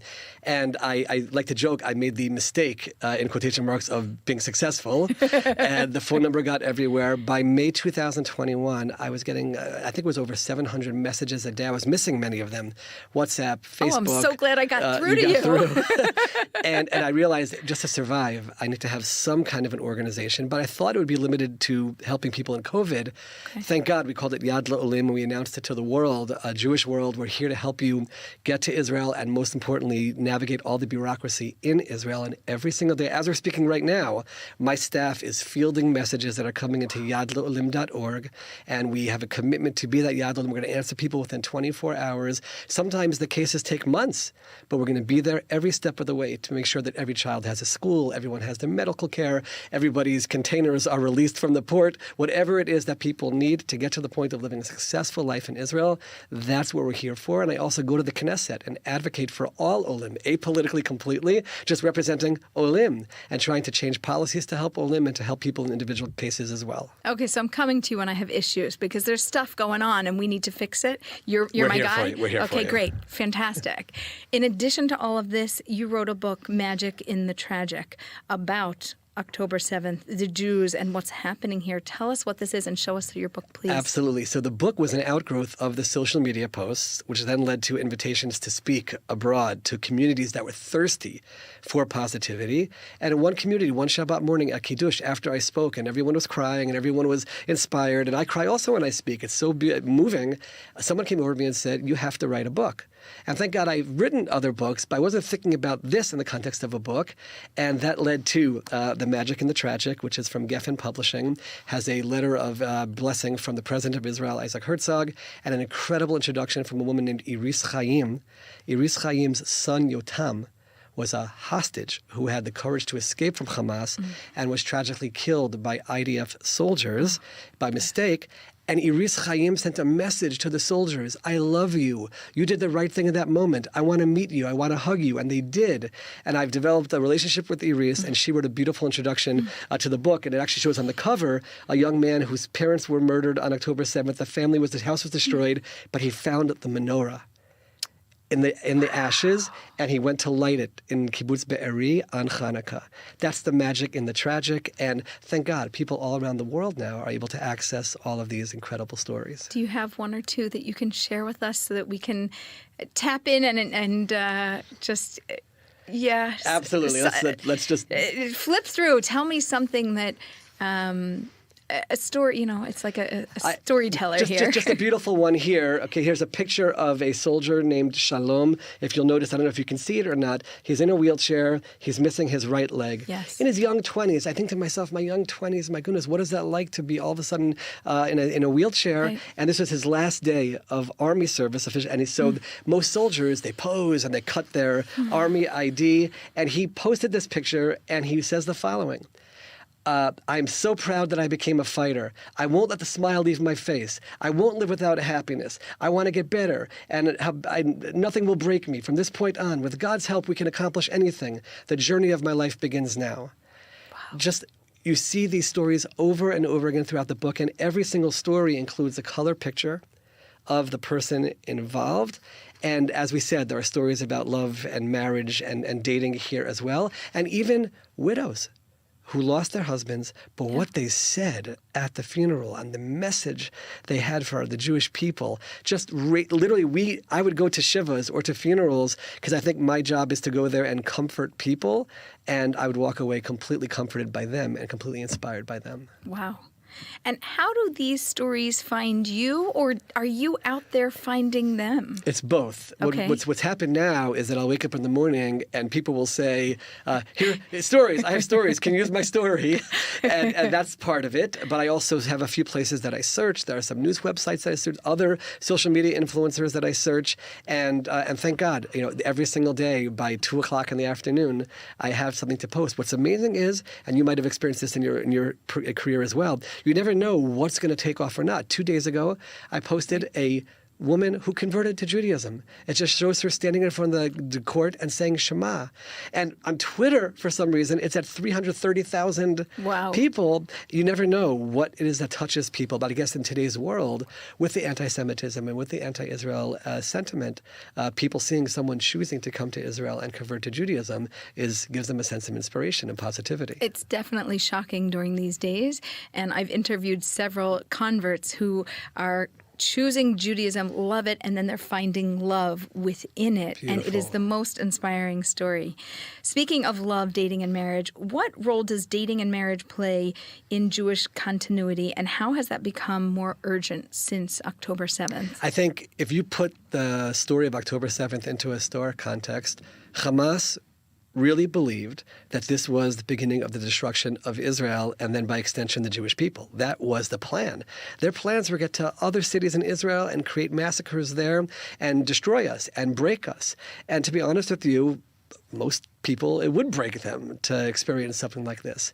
And I think that the Jewish continuity, the fact that we say, not only have you not defeated us, but we're going to become even stronger. We're going to build new homes.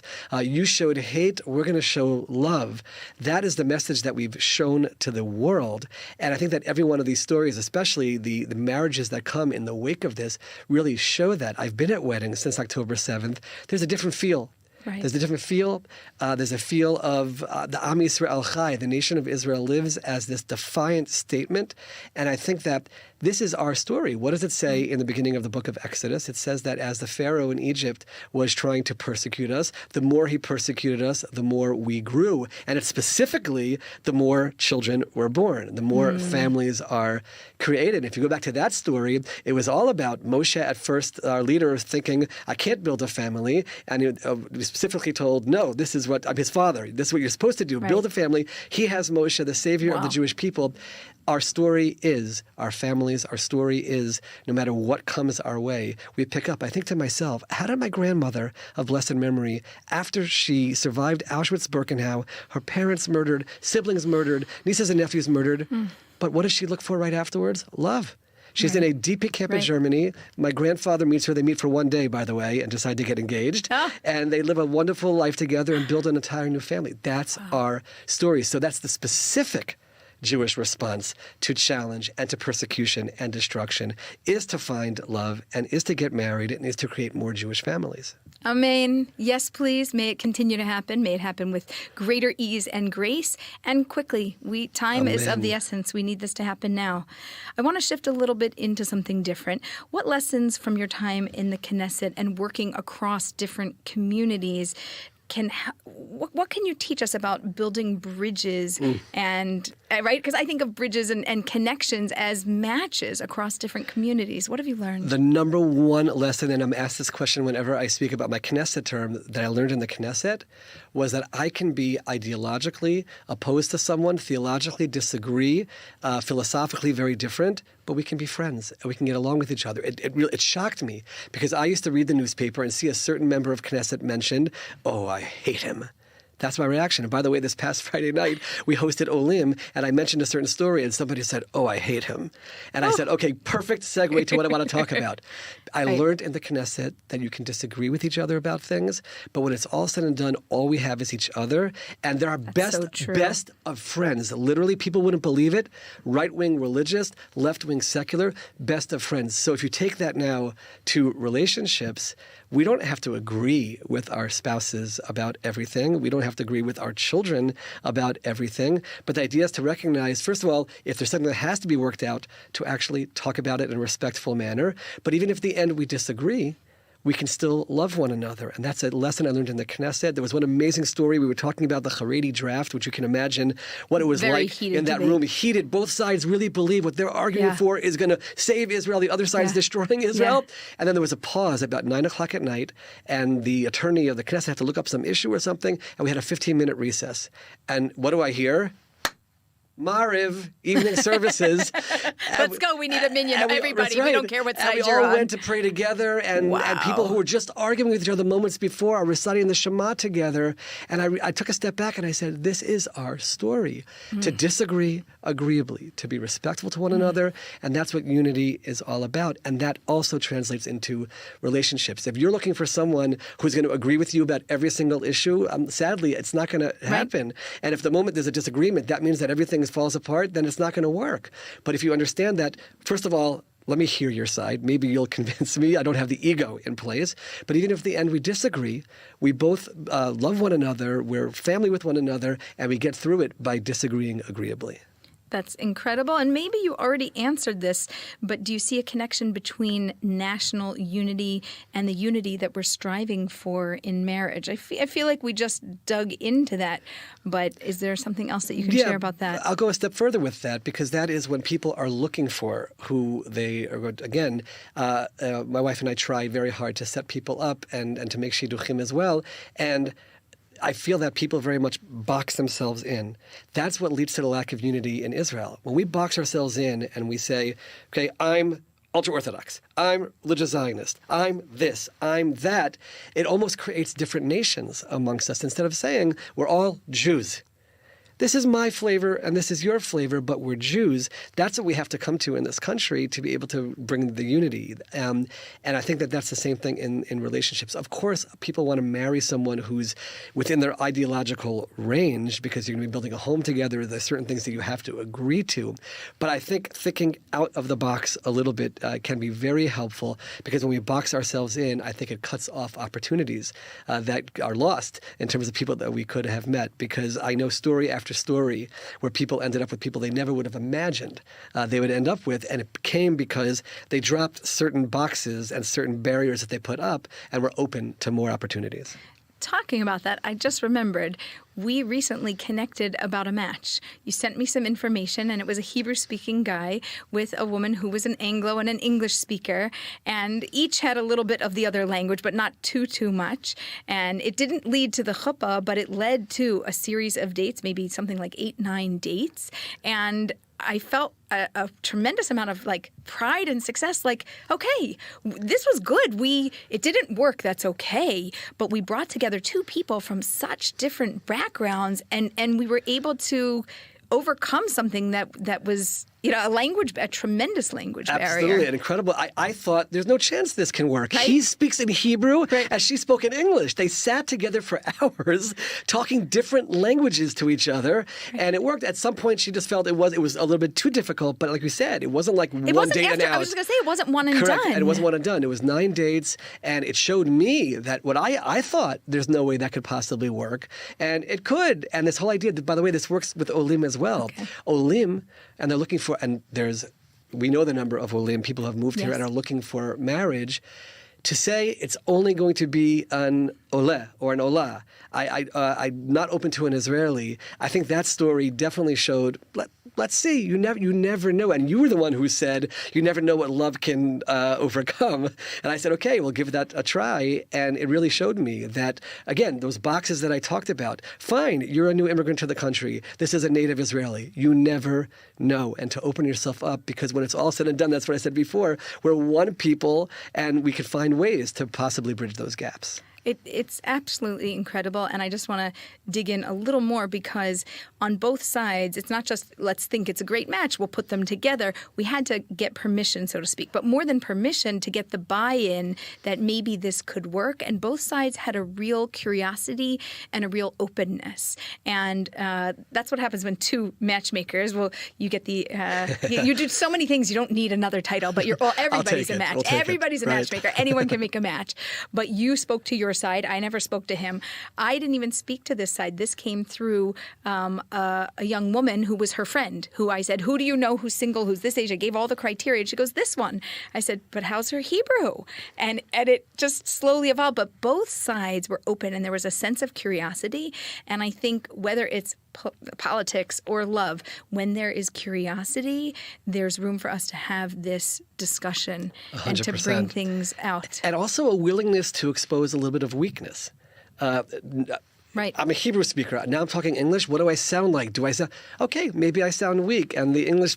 But let's see. I'm showing that I don't know Hebrew. I'm showing that I don't know English fluently. Right. But I'm putting myself out there. This is who I am, and it's really a comfort also in terms of who I am, and a willingness to, like you said, to try something different, to explore something, not to worry about what is everybody else going to say about it. In politics, wow, that's the number one thing. I want to sit with someone and work on a certain issue and help our country. If I worry about what everyone's going to say, I'll never get anything done. But putting that all aside and just trying to focus on the ultimate goal.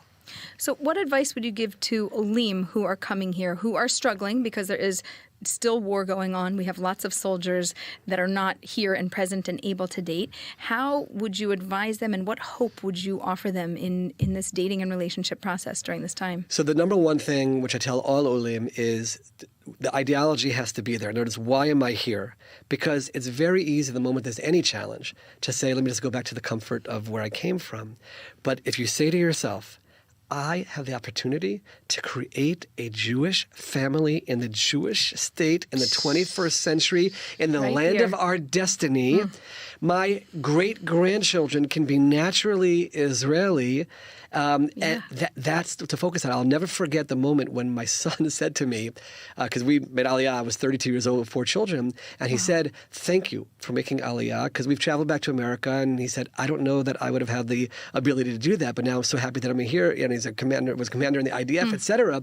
But now I know that with God's help, the future is here for our family, and nobody else has to make that decision. But to keep that focus, because God says it straight, the Talmud says it straight, there are 3 things that are acquired with challenges, and one of them is the land of Israel. It's acquired with challenge. It's acquired through pain. It's acquired through sweat and tears. But if you recognize that good things in life come through those challenges and pain and sweat and tears, to keep plugging away, but to really, really open yourself to all kinds of opportunities. When we give advice to people about jobs, to have a parnas, to have a livelihood in Israel, think out of the box. Where people are going to live, think out of the box. The decision to come to Israel to begin with was so out of the box. There's a commentary of the Maharal who says a few hundred years ago, it's insane to pick up and come to the land of Israel. He says it's from the DNA from Abraham thousands of years ago. That's the only explanation to give, that we have it deep inside of us. And for us, we've been blessed that it's come out. Stick with that. Recognize that you've already made the most impossible, difficult decision, and just to stick with it the same way you stuck with it through your aliyah, but to keep going, just like the Jewish people. That's our story. And maybe you'll go out with somebody and you thought it was going to work and it didn't go anywhere and you're broken by it.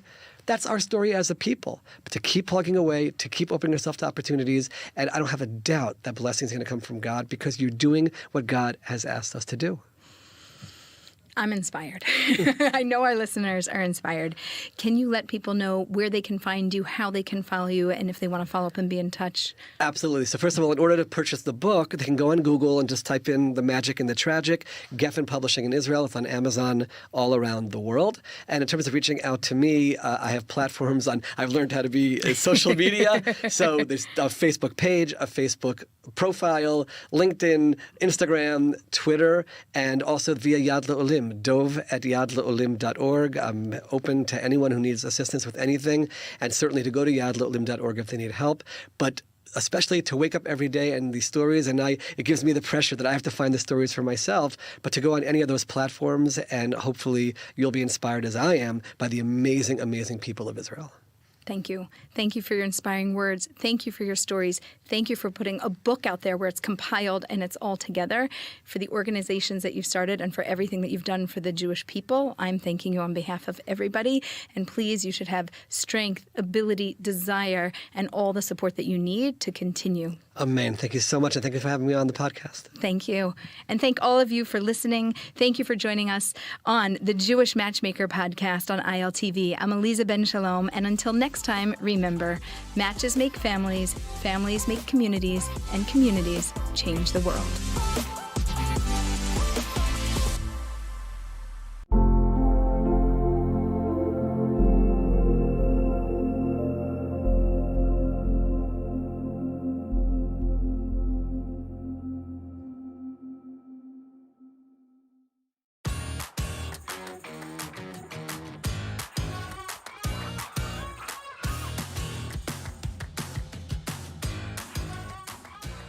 Good evening and welcome to Insider. I'm Maayan Hoffman, Executive Editor of ILTV.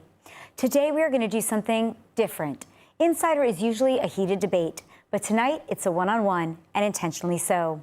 Einat Wilf is one of Israel's sharpest thinkers, former Knesset member, PhD from Cambridge, and now the founder of a brand new political movement, the Oz Party, that is challenging ideas many Israelis have been afraid to touch, including who are we fighting, why anti-Semitism is exploding worldwide, and what October 7th exposed about all of us. We're going to start with Australia, move in through Gaza, Lebanon, and the international system, and end with the most uncomfortable question of all. What kind of leadership does Israel actually need right now? So let's get started. Thank you. Yeah, welcome, Einat. So, you're coming here at a time, stepping into the public arena when many Israelis are honestly exhausted, they're frightened, they're searching for answers. We're going to talk about everything going on in the country and everything going on our borders. But I actually want to start with what happened outside of Israel first. We're speaking today, it's Tuesday. It's in the shadow of just a couple of days ago on Sunday, the massive terror attack that struck Sydney, Australia. The question I think some are asking is, how is anti-Semitism as high as it is today, even when we have a Jewish state, which was supposed to make us feel safer? Did Israel fail to be the answer for anti-Semitism, or is it, as some are saying, actually the cause? Neither. Neither the answer nor the cause. It is a place, which is what it was meant to be, for Jews to be masters of their fate, to exercise their self-determination. The notion that this would be a kind of hermetically sealed, safe space, that was never the intention. The intention was always just to be the one place where we govern ourselves by ourselves. It's true that Herzl had a vision that if the Jews would have their own state, and this way their situation will be so-called normalized, the nations of the world will begin to view the Jews as normal. And of course, this did not happen.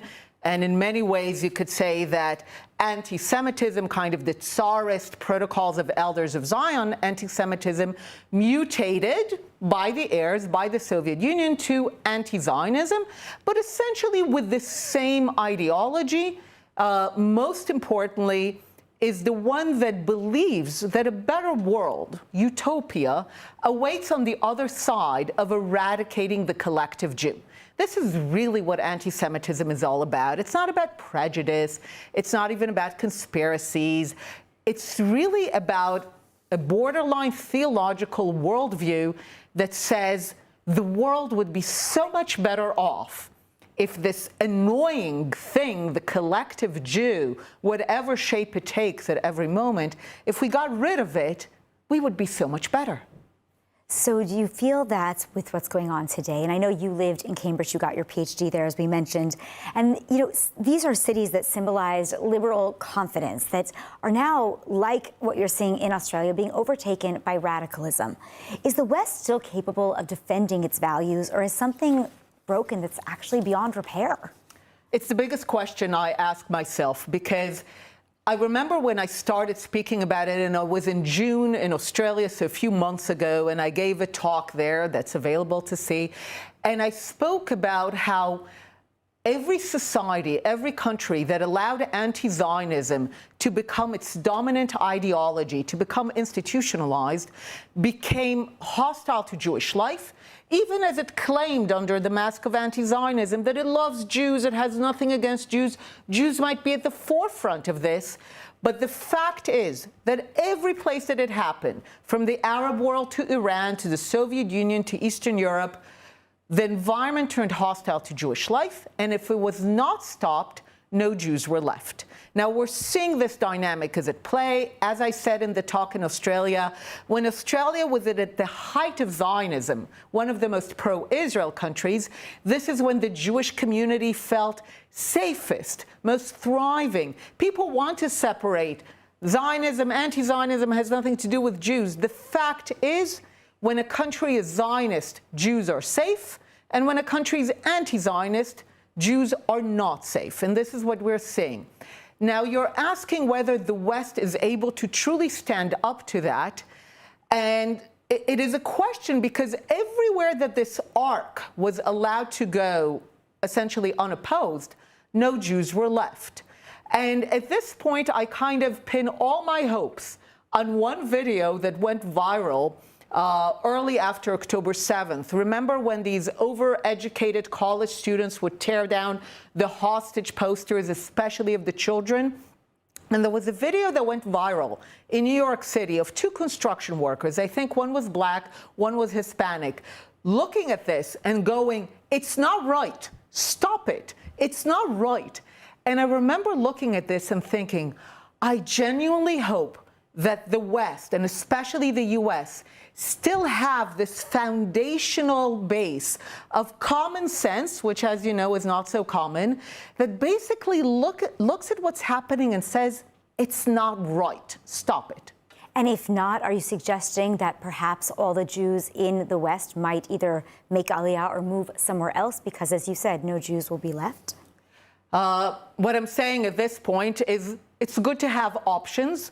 And one of the messages that I've been bringing for years, but certainly for the last 2 years, is I've been proposing for Jews to do two things primarily.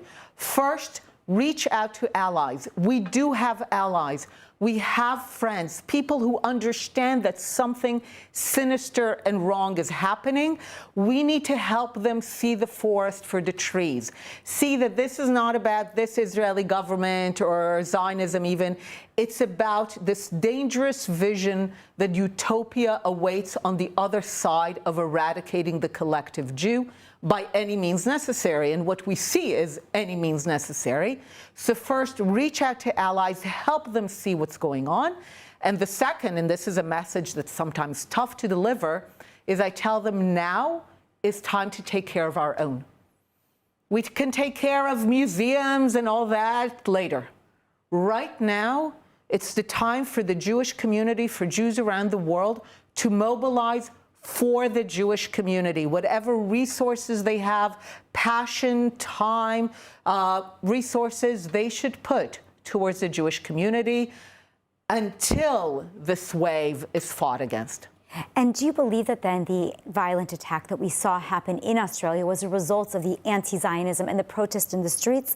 Or was it also tied perhaps to the government and the decision it made, for example, to recognize a Palestinian state just a couple of months ago? It works together, and it goes back to the two construction workers. One of the things that I tweeted yesterday, that the most devastating thing for Jews after an attack is to realize that they are governed by cowards, and that they are governed by people who will not stand up to the ideology in the name of which these attacks have taken place, who will offer hollow thoughts and prayers, who will all lives matter, the declarations. And that is kind of, as we say, to turn the knife even more, the sense that not